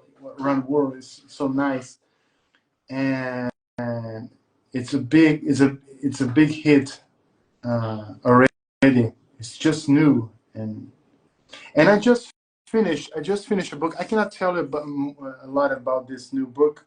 It's not written by me. It's written by another writer. Okay. And it's a book I did. It has 130 pages, I think. I've been working on this book since 2021. 3 years illustrating the book. Uh, it at the end it was like a nightmare. I was so bored about the book, but it ended a really nice project. It will be published, I think, this year in UK, and I think US will be published too. I will publish in. I will put on Instagram and when it's shown. And How many books have you done total? Do you know? oh, we're trying to remember this morning. I think that uh, maybe 40 or 45 books. Woo! Do you remember Yes, I would. all at this point? Excuse me. Did you remember them all at this point? I don't remember. I just stopped and stopped to count, and I said, "Wow." I was just when I see the bookshelf with my books, I think, okay, there are maybe 20 or 18, and you go to count, it's like 40 books. It's crazy. That It's is crazy. that is I just like I'm at 15 and I've already lost uh what books I've done. Every once in a while people will say like name some of your books and I can name just a couple of them and that's about it. Oh yeah, yeah. I can't imagine that number in particular. Is there I, is there a long uh, goal for you as far as like uh, a certain like what do I say like a certain book or thing that you want to do that will signify success in your life? uh, I'm really I'm excited to work on this two new books that I just written. And one is special. I really enjoyed the text, like like not like the others. I really enjoyed doing the others, but I'm so excited to work on this new book that I'm planning to work on this next semester. Um, but I still want to work uh, beside my books, work on the promotion of the books, and not just sitting down and doing the illustrations and writing, but how to promote the books, how to go beyond the book, the paper, but give life to these stories. You know, Yeah. Is I there is there a preference? Like you said, the book that you want to work on is sort of the next big thing that excites you. Are you all uh-huh. sort of the type of person who the next is the most important, or do you often look back and reflect on sort of like the success that you've had? I don't think that this is going to be the the best work I ever did. I think I don't know. I'm just excited because of the story, and just because I'm happy to work on this. But I always look to the past and can see um, things that I needed to learn. So, oh, this is I did a mistake here, or books that I was not thinking that was a success, and then they reach a lot of people and people love. And yeah, I still think, but when I think, okay, this book has a success, I need to do a number two of this one. I need to increase the success of this. I don't think about it. I think this was a project. Now I'm moving to another one. And then one of the I know I should have probably asked this earlier on, but is there anything else that you do besides Kidlit at this point? Because I know, I mean, obviously you had a varied sort of Mm. history in art, and you mentioned that it is difficult in Brazil, just in general, for Uh-huh. the lit scene. Is there like different revenue streams that you have going on? Do you do gallery work? Do you do other types No, of illustration at this point? no, no. I just work with picture books. Yes, just that, and I can live with that today. But I have this artist desires to work with other medias. I still want to paint some canvas. Mm, Uh, I really um, want to spend a time doing this. yeah.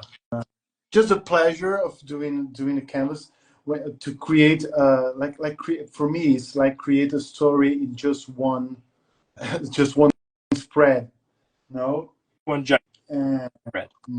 not as a book to create a lot of details through this spread and create a story, but just to be free and imagine something in this canvas. I would like to experiment more of that. Do you get a And lot of time to experiment? Just in, I don't or have are you? I don't have time. I don't have time. Yeah, I was gonna say it sounds like deadline, deadline, deadline for the most part. Yes, yes. I'm planning. I was planning to spend this next semester only in my two books and to breathe a bit more than what have been happening this last 3 years. But I know that this is not going to happen anymore. That there are more projects and deadlines coming, and I think that they need to be done right now.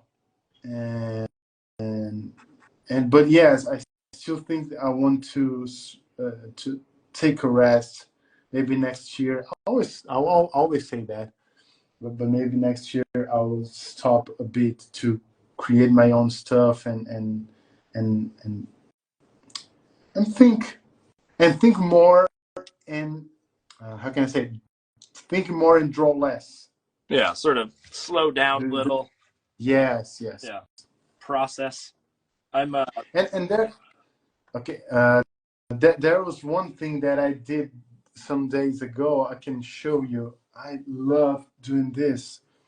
There is a contest uh, for a poster of a wine poster. okay. And I don't know if I'm allowed to show you, but no worries. But I did this work just for a poster, just for one image, and I felt so. There was a lot of was so pleasant doing this. Yeah. Let me Just see. new and interesting of some sort. Yeah, I just did this art here. I don't know if you can see this.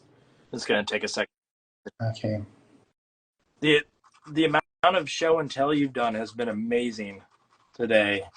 Sometimes it's sort of like, well, I did this thing, but you've gone back and like shown so much. Oh, is it for what's there's a vodka brand that's here that does Yeah. something very similar. What you said, this is wine though, right? It's wine. Yeah, I know that is a wine. So I did this this kind of illustration. I'm not used to do this shadows, but I like doing this. And there is another one. Where is this one here? And I enjoyed a lot doing these illustrations. They are not books. They are just one illustration that can tell a story or maybe. And yes, it was a pleasure time. I had other deadlines, so it was a mess right after finishing this book. These illustrations. I need to keep everything on track again. Yeah. To get back in your schedule. Yeah. Of sorts. Yeah. No, I have an art agent and a literary agent, so I get to do some stuff like that periodically. Not necessarily that, but get to dabble in different genres as jobs roll in. And I know that there is a reward to sort of like breaking the consistency of being in the kidlit world so often, to have that opportunity to sort of step outside that and make something that's, maybe a little bit adult or a little bit not adult, but like mature and something is quite nice. I'm trying to find all the colors I need. I'm trying to get this one done. You've already like rocked out and gotten yours finished. I love that crocodile or alligator in the giraffe print is so funny looking. Did you like it? I love it.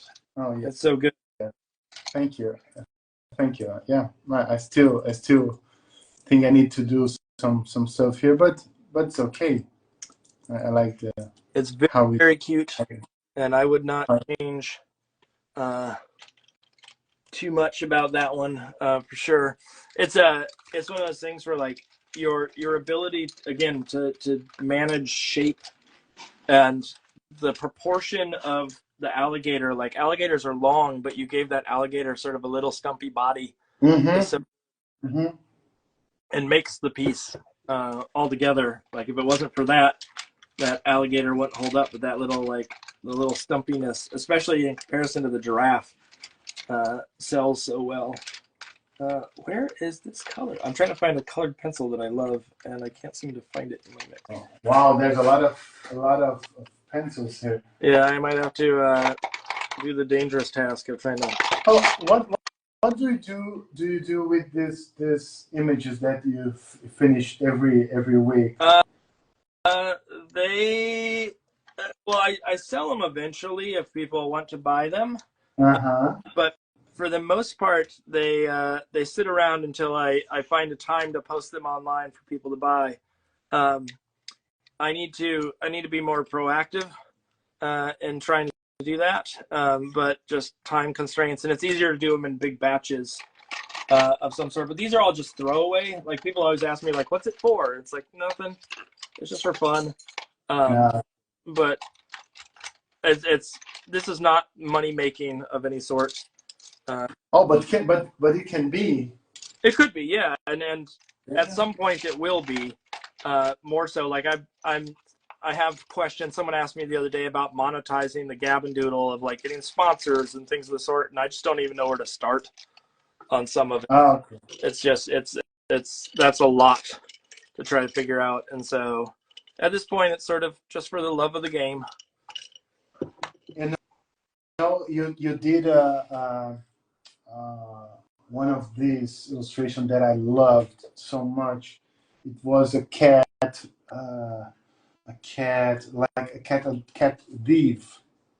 Oh, the cat thief. With a red background. Yeah, that one's a good one. I like that one a lot too. Wow, I love that. I love that illustration. Yeah. I was picking a bright. I was like, I just needed some sort of interesting, vibrant color for the background. Easy. Hello. It's that one will probably. I don't know. There's some of them I will sell and some of them I won't sell, and I don't know about that one yet. That one maybe stay with me for some time before I let that one part ways. But it's not all of these are hits. Let's put it that way.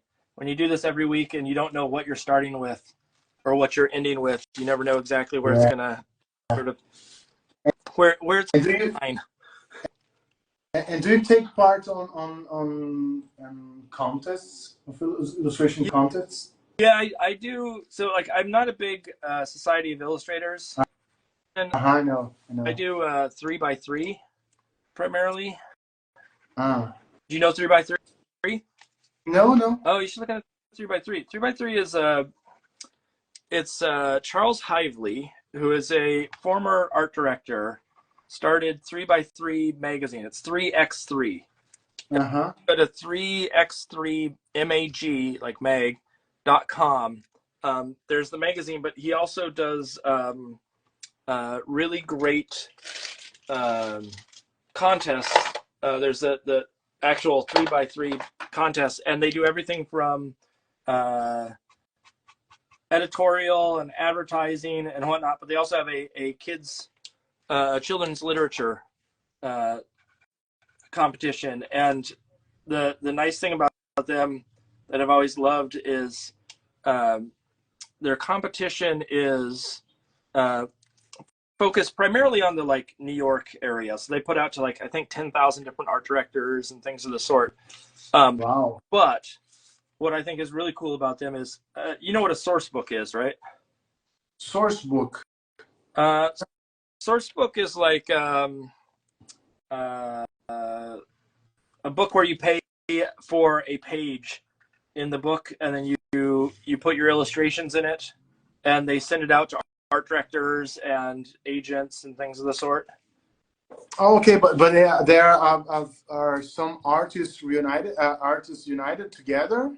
Yeah, you're paying. It's a different company. It's like there's a directory of illustration. There used to be Workbook, and all these different ones, and it costs generally about $2,000 for a page in one of those. Wow. To advertise your work, which is an excessive amount. Let's put it that way.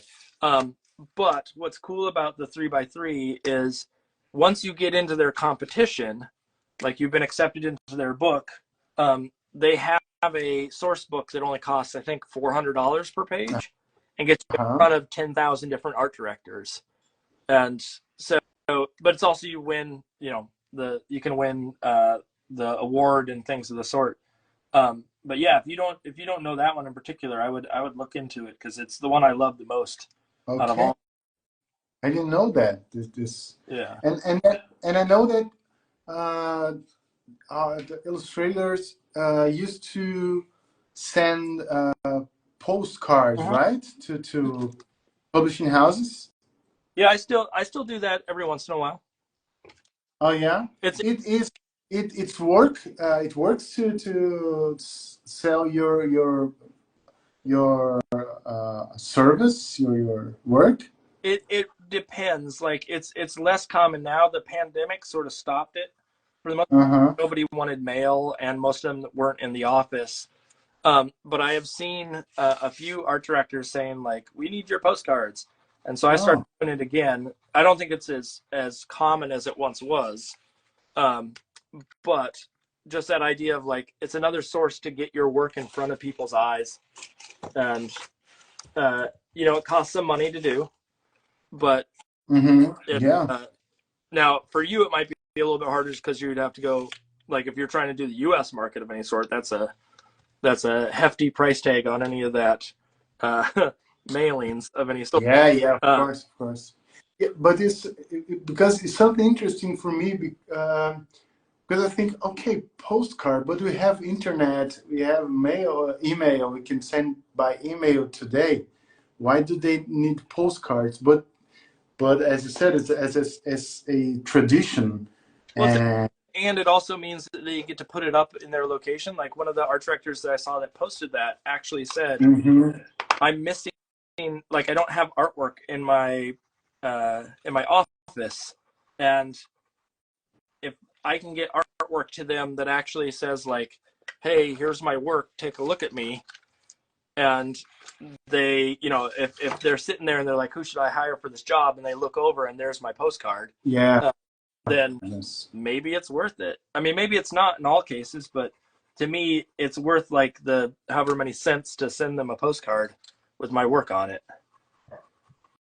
Okay, okay, yeah, it's something. When I heard about it, I thought it's something weird because we don't have this thing here in Brazil, Yeah. uh, and it's interesting because I don't know about you, but here in Brazil, I can live as an illustrator or an author without an agent. Here in Brazil, Yeah. I can talk directly to publishers. I know their names. We can reach them through Instagram or even email. But outside of Brazil, I needed to find an agent, and then the game changed when I found the agent. I know how if it works the same in the US. You are American, you live there. Can you reach the editors, or do you need an agent? Um, in order to get seen Uh huh. by, so the way that it sort of came about, or at least my understanding of it, is that in 2008 we had a market crash, Mm-hmm. and sort of the every industry was affected by it, and the publishing industry lost a lot of sort of smaller sort of assistant jobs that were Yes. there. And so, in turn, in order to get your work seen now by the publishers, they don't want to see just anybody off the street. They want someone to get their eyes on it before it goes to the like head honchos at said publishing house. And in order to make that happen, agents sort of became the source for that. That the agent is there to make sure that everything's sort of written well, or that it makes sense for that publisher, and it's not just some random person off the street sending stuff. And so, in order to get in to a lot of those houses, the big publishing houses, you need to have an agent of some sort. Um, that being said, uh, not every publishing house works that way, but a lot of Mm-hmm. the big ones do, like Scholastic and Penguin and stuff like that. It's harder to be seen by them if you don't have an agent that way. And Okay. so a lot of the like kidlit scene here, especially in like SCBWI events, is less about can I get my work in front of the editor. It's actually, can I get my work in front of the agent, who will then give me access to the editors. Okay. Yeah. I understand today it's better for me to have an agent because she works with the contracts Yeah. and this kind of paper stuff that uh, uh, I hate even more. I hate more when it's everything in English. Too many words, too many pages in English. Oh dear, but she helps me with everything, so it's a lot easier to have an agent. It's funny. I teach contract stuff and things of the sort for my students, but I also do not like having to deal with any of that. It's just not something that excites me in the job of any sort, and so my agent takes care of that, and I'm happy to let her. That I can sort of put faith in her, and she reads through the contract and finds the things that work and the things that don't, and just reports to me, and I go, "Yep, perfect," and sign off on it. Yeah. It is a ton of work that I don't think a lot of illustrators are super excited about doing, just in general, of having to go through and like read through terms, everything. And I can imagine, like you said, if it's not your native language, having to go through figure it out, it's got to be a nightmare altogether. Yeah. Let's see. All right. Are we? Your work is amazing. Thank you. It's taken a while. I don't even know if this whole thing is on screen. I just realized it's so big. I'm trying to like. I can see. There we go. See one monitor. We're getting there. It's taken some time. I'm trying to get like some details, and this is the part that gets the. Hopefully, everything sort of comes together in turn. Because I gotta get all the different monster elements into these guys without sort of ruining it all. How much when you work? What time of day are you normally working? I'm working. That factors in. Yeah. Officially, it's from 8 to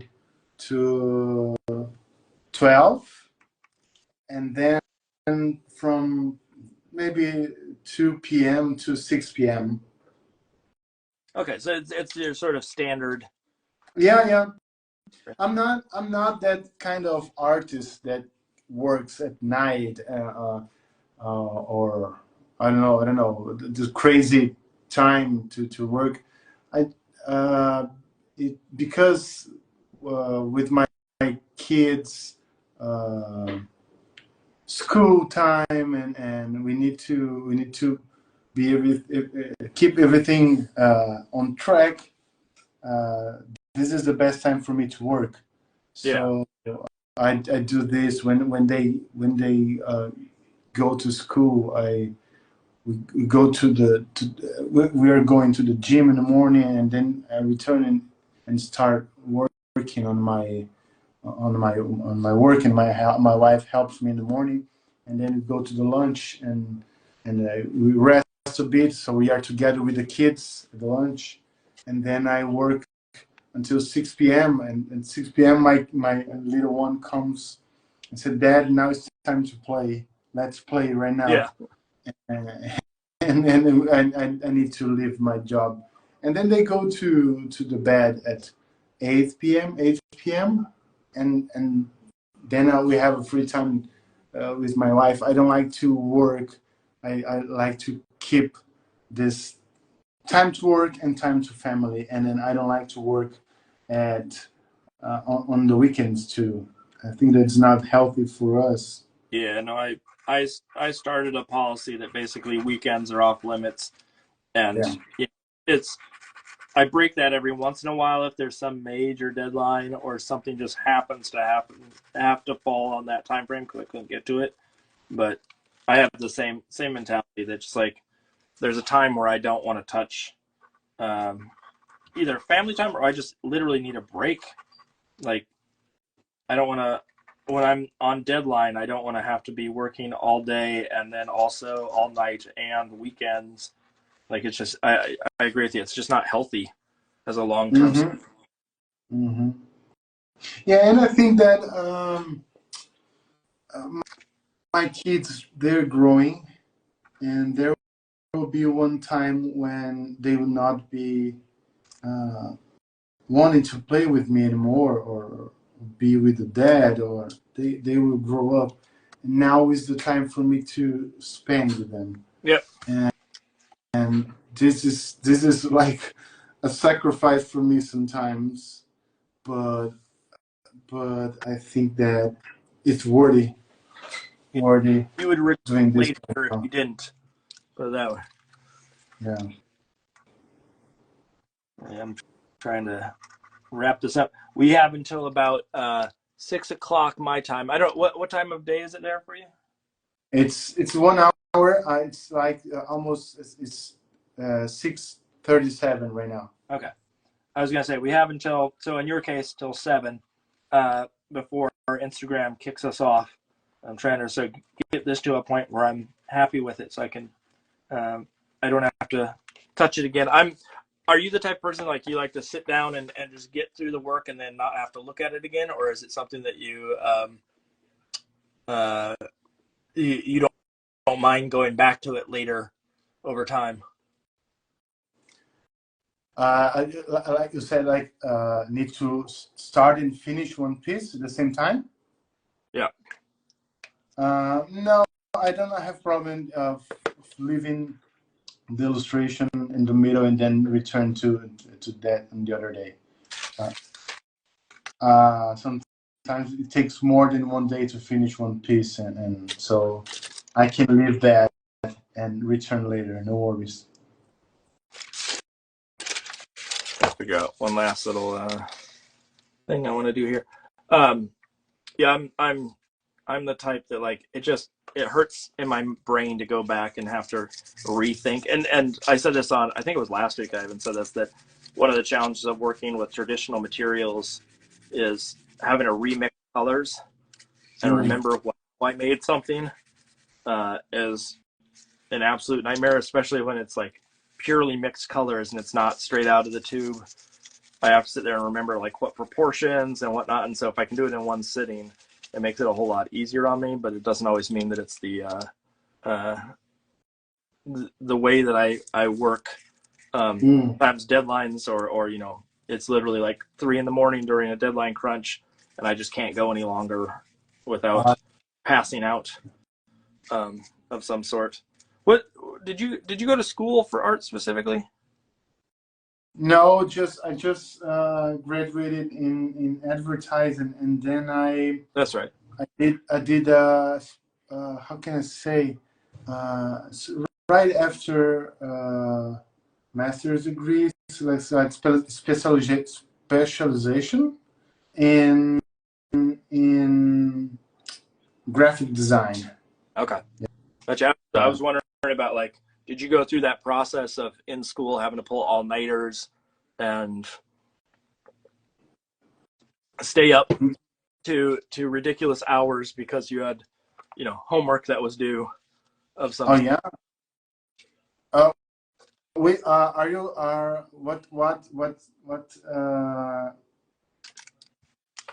you graduating in which degree? So I got a illustration degree back in 2000, and then in 2007 I got a master's in visual design. And okay. On part 3, this is part 3 not because it's going so long, but part 3 because Instagram decided to stop the feed. So I'm gonna let our guest back in if he's still available. We're getting down to the final moments, anyways. But I want to make sure that we have a proper sign off if we can. I don't know what wrap up what I'm doing with this illustration here. So let me see. There we go. Okay. I apologize there. I don't know what happened again. No worries, man. We're getting down to the time, anyways. That I don't want to keep you forever, but I wanted to make sure that I at least had you back on to have some sort of send off. I'm gonna finish this guy up. I don't have much longer to go on this, but I don't know. Oh wait, what's going on with my feed there? Oh, because I haven't updated my other feed. There we go. Let me see if it kicks in. There we go. Again, I haven't the slightest why Instagram has done this twice today. But I appreciate you hanging in while I post and save it for folks that want to watch. I will piece it all together on YouTube for everybody later too, for anybody that wants to watch it in its many sections at this point. Is there real quick before I forget? Is there any? Make sure I do this. There we go. Is there any artists in particular that you're that you think, not just kidlit artists, but like people that you think that have been influential in your work, that we'd be surprised to hear about? Like obviously, you know, looking, you mentioned Saul Bass earlier, and I can go like, oh, I can see how Saul Bass has some sort of like little bit of influence in your work. But is there anybody else out there that you're like, they would never guess this is the person I'm looking at? Yeah, good question. I think that there are some. I think that I really like Picasso's work. Okay. And the way that he created a movement, and yes, basically because of his story, the way that he used to paint, and then he decided to create a new way, and I can see that how courageous he was to do this, and this makes me so how can I say, yeah, creating me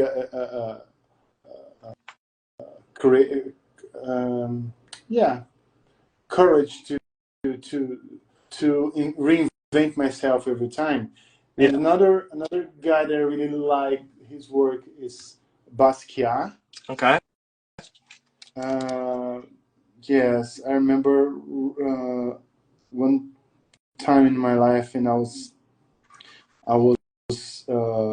seeing and reading everything I could about Basquiat, and the way that his story and the way that he created his art, and so loved and so hated for many people.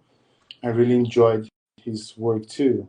And of course, I'm talking about visual artists, but my work is too, so it's related a lot with music. I really enjoy some artists, and I don't know. Music makes me feel inspired to illustrate.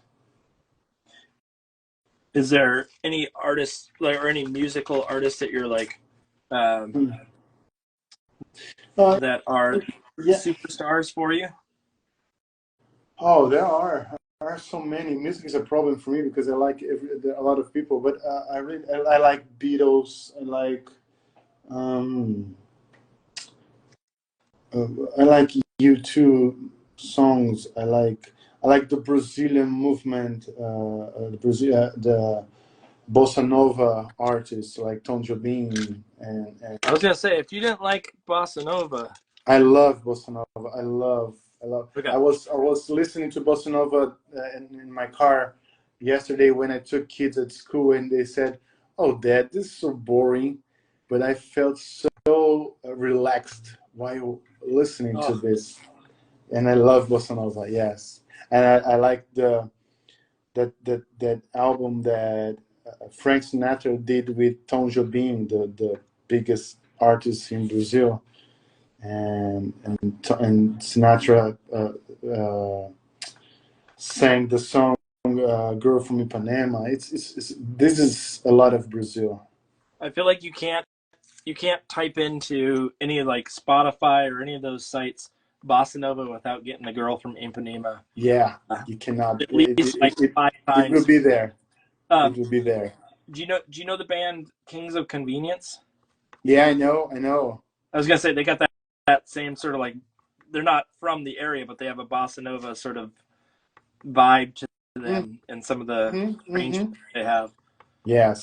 So let's see. I'm trying to figure out if there's any other weird. Hey, I just forgot to say one thing for you. So I forgot.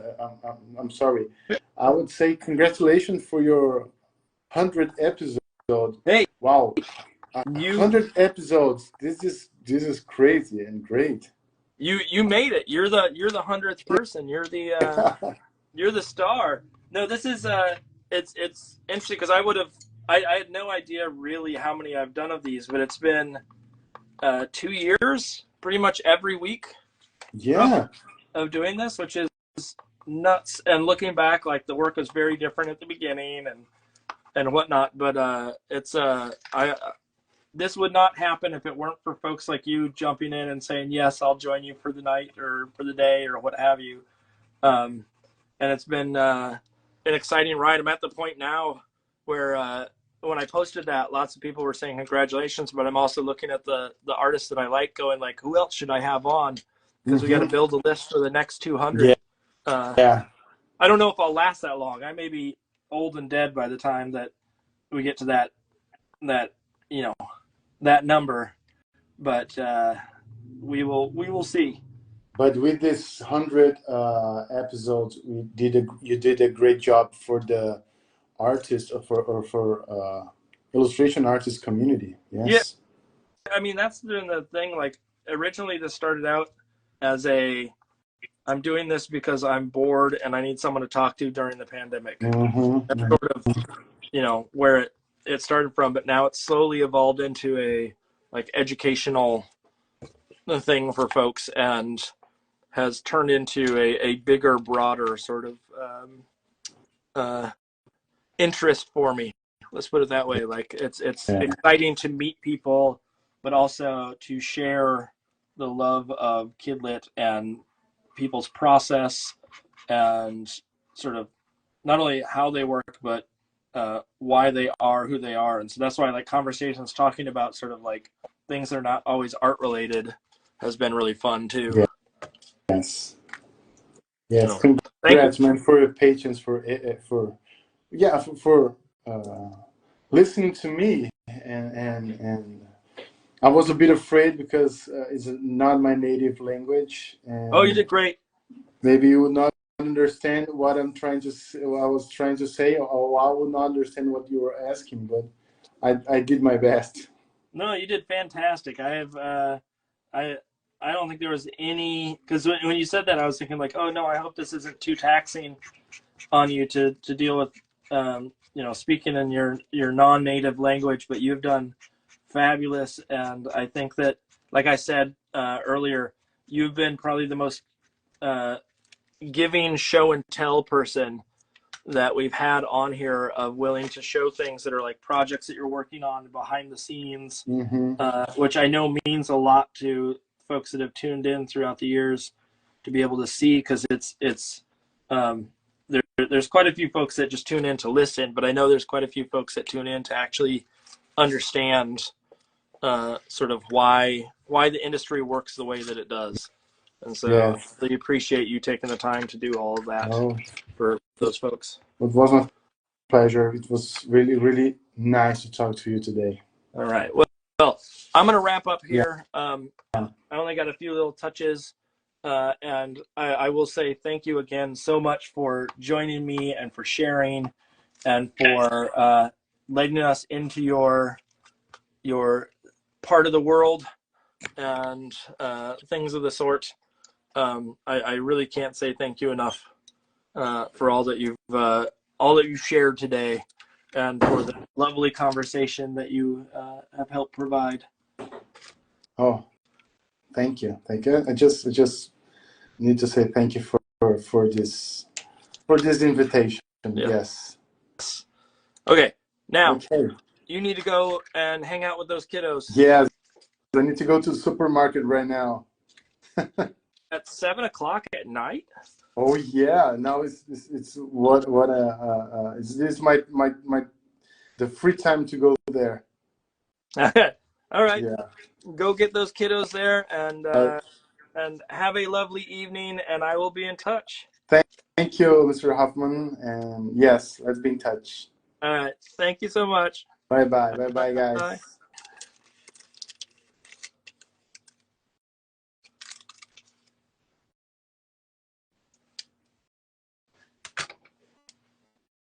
All right, folks. I'm just going to decide on one little thing. Should I make one other little critter that's right there? Oh, yeah, sorry. When I started up, it rescaled, so it may not all be fitting on there. I'm just questioning, should I put another little critter right there? And if so, what color should that critter be? I do have this green that I really love, but it's the only green that would be showing up on this piece. I don't know if it's the best color or if I should pick something that's like a little yellow. Just like it's the equivalent of like a little bird that sits on his elbow. And I'm not sure why or what it would be. But just a little guy right there. Or is it better without? I feel like it's better with. So I'll put that guy in there. So anyways, we're going to wrap up here in just a few minutes. This is part 3 of the Gavin Doodle because Instagram's dumb. But I will get this done. Looks like a little light bulb. I will get this all taken care of, and then we can wrap for the day. Rip, rap, rippity-doo, as some would say. Who is it that says that? That's Andy from The Office, I think.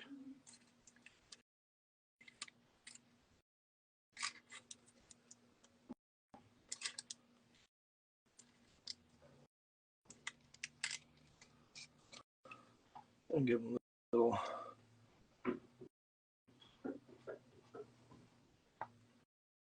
arms that poke up here.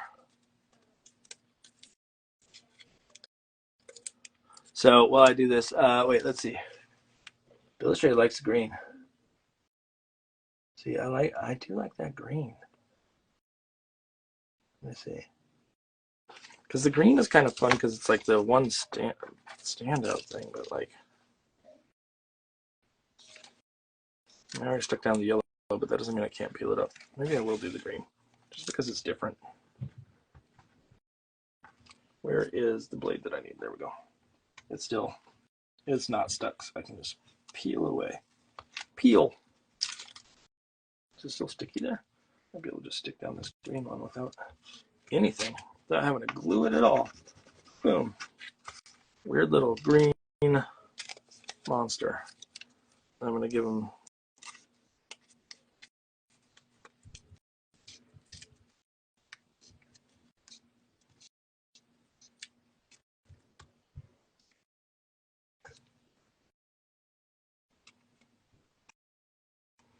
I don't know if I like yellow. Let's give them some. Let's search the colors here and see if I have anything that's left in that sort of palette that I could get away with. Maybe this right there. Let's see if I can give them some weird, like little crazy nose. Yeah. A little bit of a purpley nose. And I'll give them some little like peachy pink feathers or something of the sort.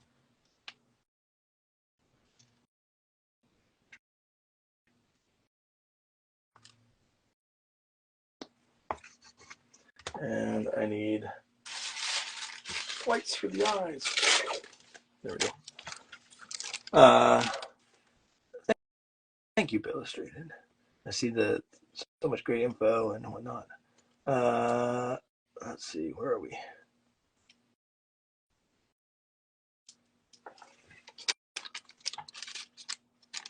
So wait, how many episodes, Lauren? You said. Yeah, I was gonna say I'm pretty sure that we're past. I think we're past 100 episodes, but we've had 100 guests. I think.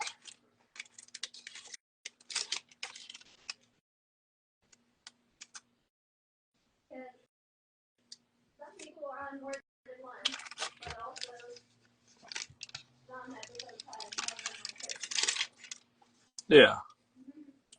I don't know. It's a lot either way. I mean, we know it's the 100th guest, but whether it's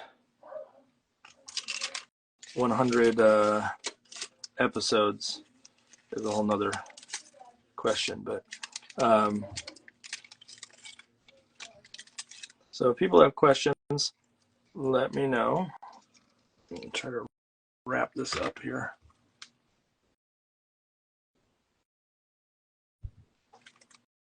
Relatively quickly.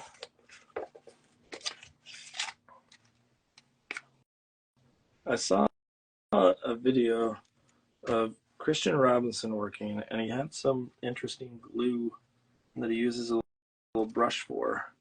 I don't remember what brand it was, but I'll have to go back and look. I mean, I like the glue sticks just because they're cheap, and I don't have to worry about getting brushes all gross. When my hands get gross, that's a whole nother thing. But I'm gonna give this guy. Oh, I just almost stabbed my finger there. Give this guy a little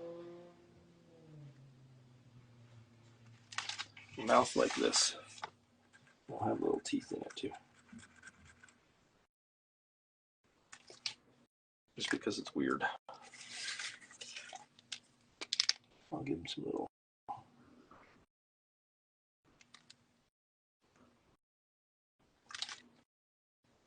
claws right there.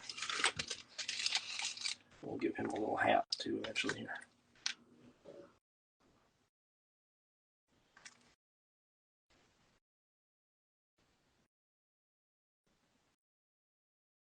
Be a little Q-birdie.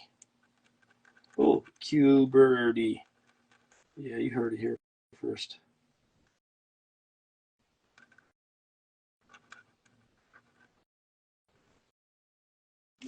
Remember when there were games that just you were a little character and you jumped up and down on boxes? Well, that's what Q-bert was.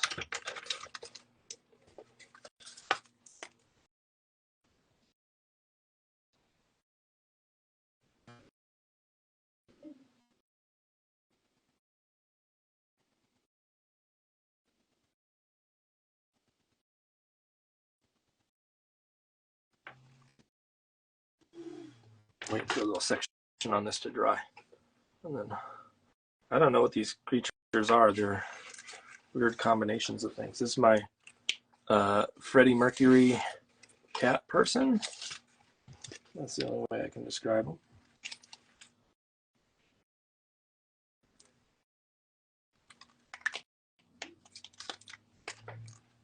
I know that doesn't make perfect sense, but this is my Stripes or something.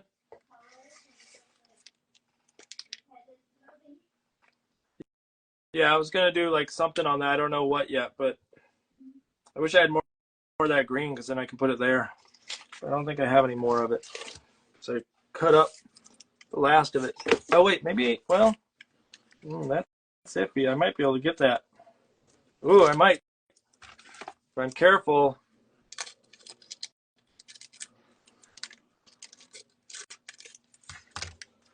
If I'm careful, I can get it. There we go, look at that. So I do like that green in the mix. I held on to this little piece of green just because I like it so much.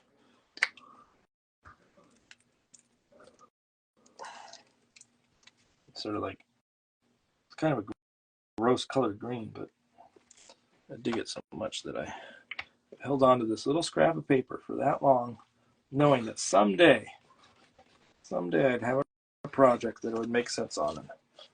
Found it. Found that. I found that thing.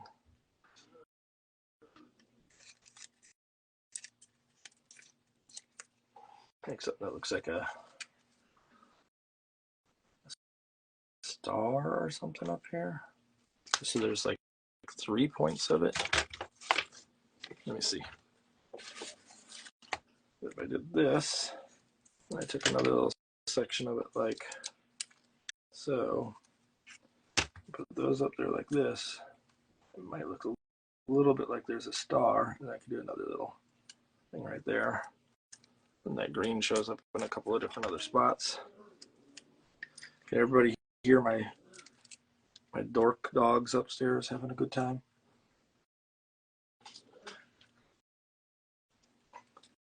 You can't. Ooh. Lucky you.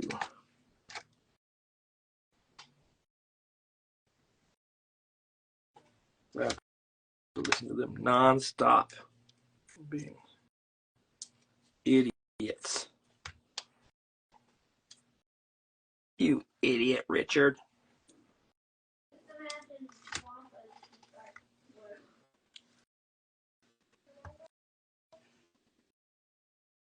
Wait, what am I imagining wampas for? Oh, that's what they sound like. Okay. I don't know what you were getting at there.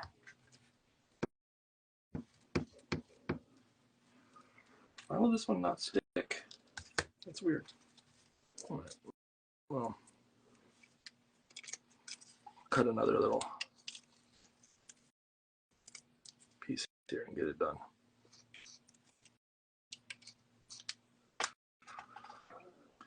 So it has a star-like vibe to it.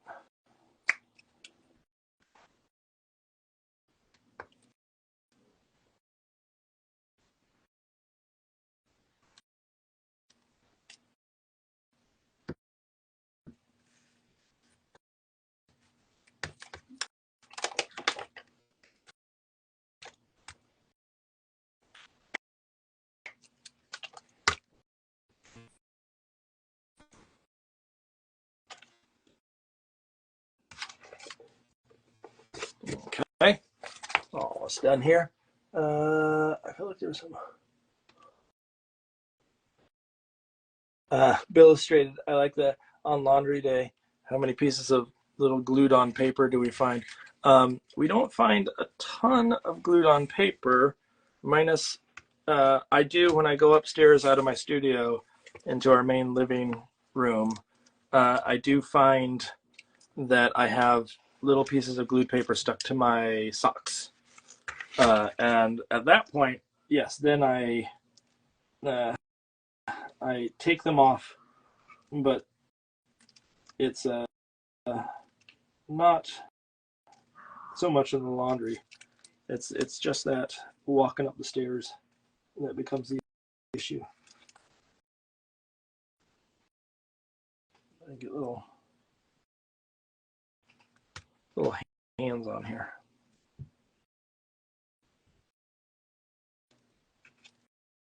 Then I got to find out from my lovely wife if we're going anywhere tonight.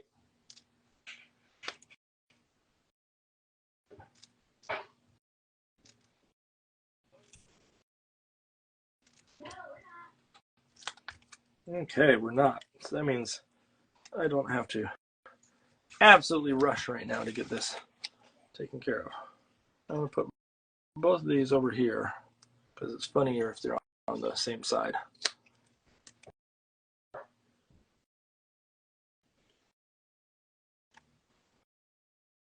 Put one like that. And I will do some coloring on this.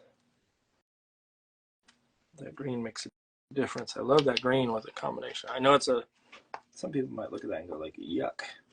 It's a yucky green, but I do like that green. Why are these not sticking the way they want? Or maybe it's just that I got sticky hands. There we go. Okay, so let's do some last minute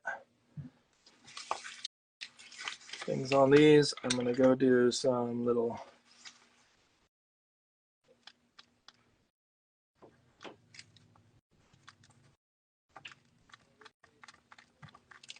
color in the mix of these.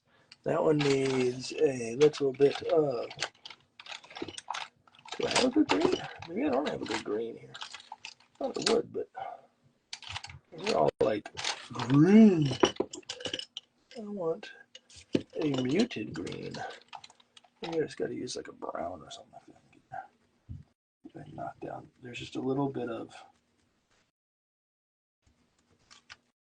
white that showed up there that I want to take down a peg.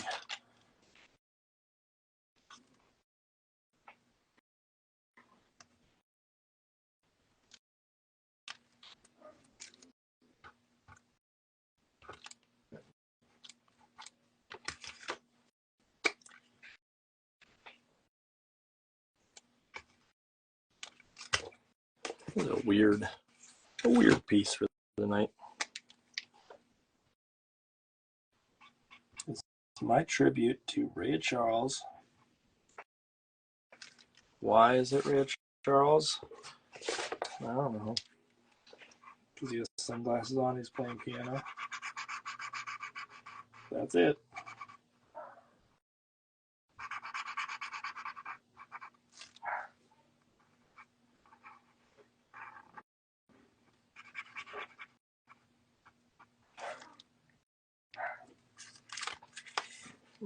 Okay, there's that. We'll get in here with this and do some little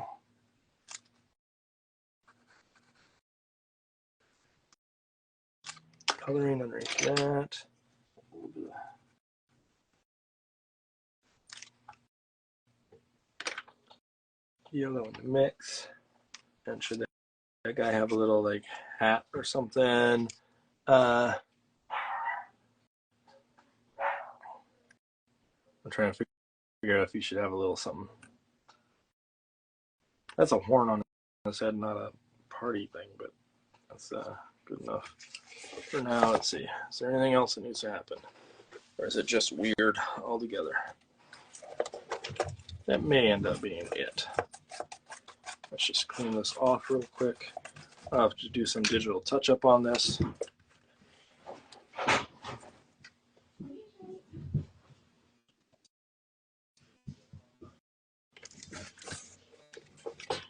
There, you know what I'm going to do? I'm going to put some stripes, though, on this guy.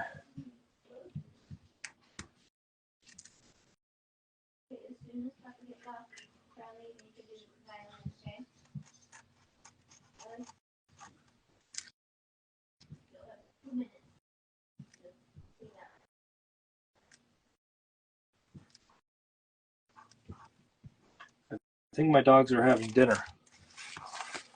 Am I correct in that?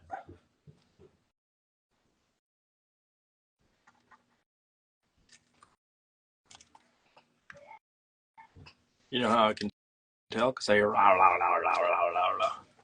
Murray, little G, Ralph, and something.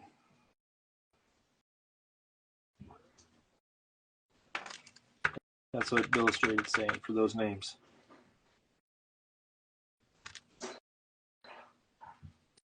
Tiny hat here. Tiny hats are funny. Always will be. And then one last little tweak.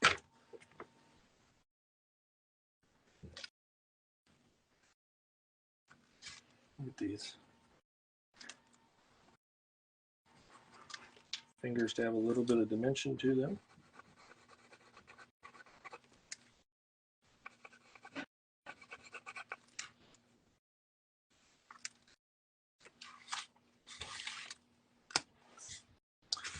And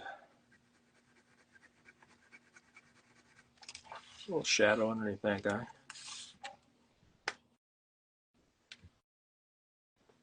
What does any of this mean, people? I don't know what any of this means. I want one last little thing of like, let's see if I can put like a tongue. Blah.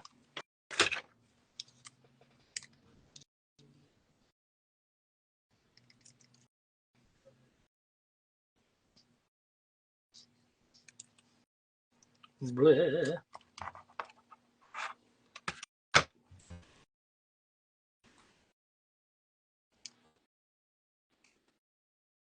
Blah. I can hear that upstairs when I do that. That's why I keep doing it over and over, because it's funny to hear it. Blah. Let's see. I'll put a little tongue there. Blah. This is what happens normally late at night, but it's happening now as I start to lose it. Been doing this for too long. And then it becomes me going, bleh.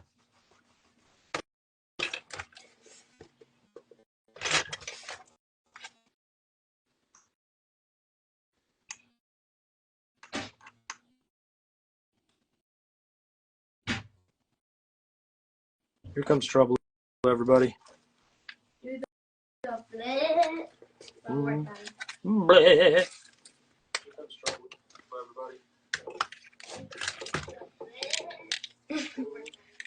everybody. You like that? You can come down here and it does that? Yeah. Hey, I think that may be it. So here's what I'm going to do. I'm going to clean up the space a little bit. No, don't do it. I know, because once I stop, you have to do violin, right, Charlie? Yeah. Guess what? You're going to have to do violin. Stop. Can you not stop? No, man. You wanted to do violin. You got to do it. Them's the breaks.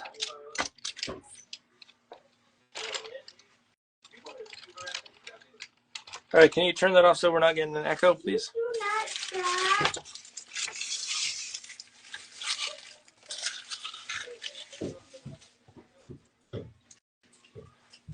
Okay, and here's one last thing. I flip this over. I should have a nice clean white page so I can get that all together.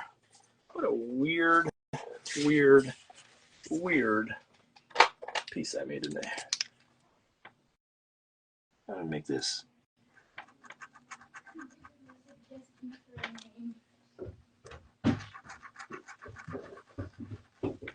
Two bigger nostrils there. I can give you a suggestion for names. Okay, my son's going to give some suggestions for names. Let me get this centered out on the stage here so people can see it. There we go. Point to them and name them, and that's how we'll wrap up the day. I said the night because I'm so used to saying night, but I meant day. Okay, give them names. Ploop. Ploop. Time to turn it off after you end it. Mm-hmm. The Gorple Borple. The Gorple Borple. That guy is gonna be weird. What are the other names? Gorple Borple, Ploop. You name him. Tonk. And Bob. And Bob. Okay. Wait, no, that's Fred. That's Fred. That's Fred? Yeah. Okay. Thank you very much.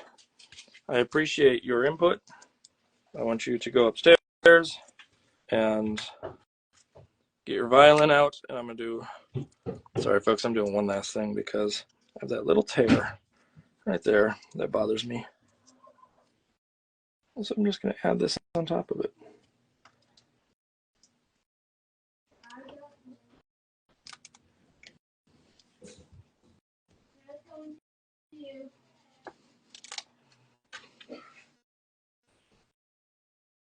Wait, what just happened to it?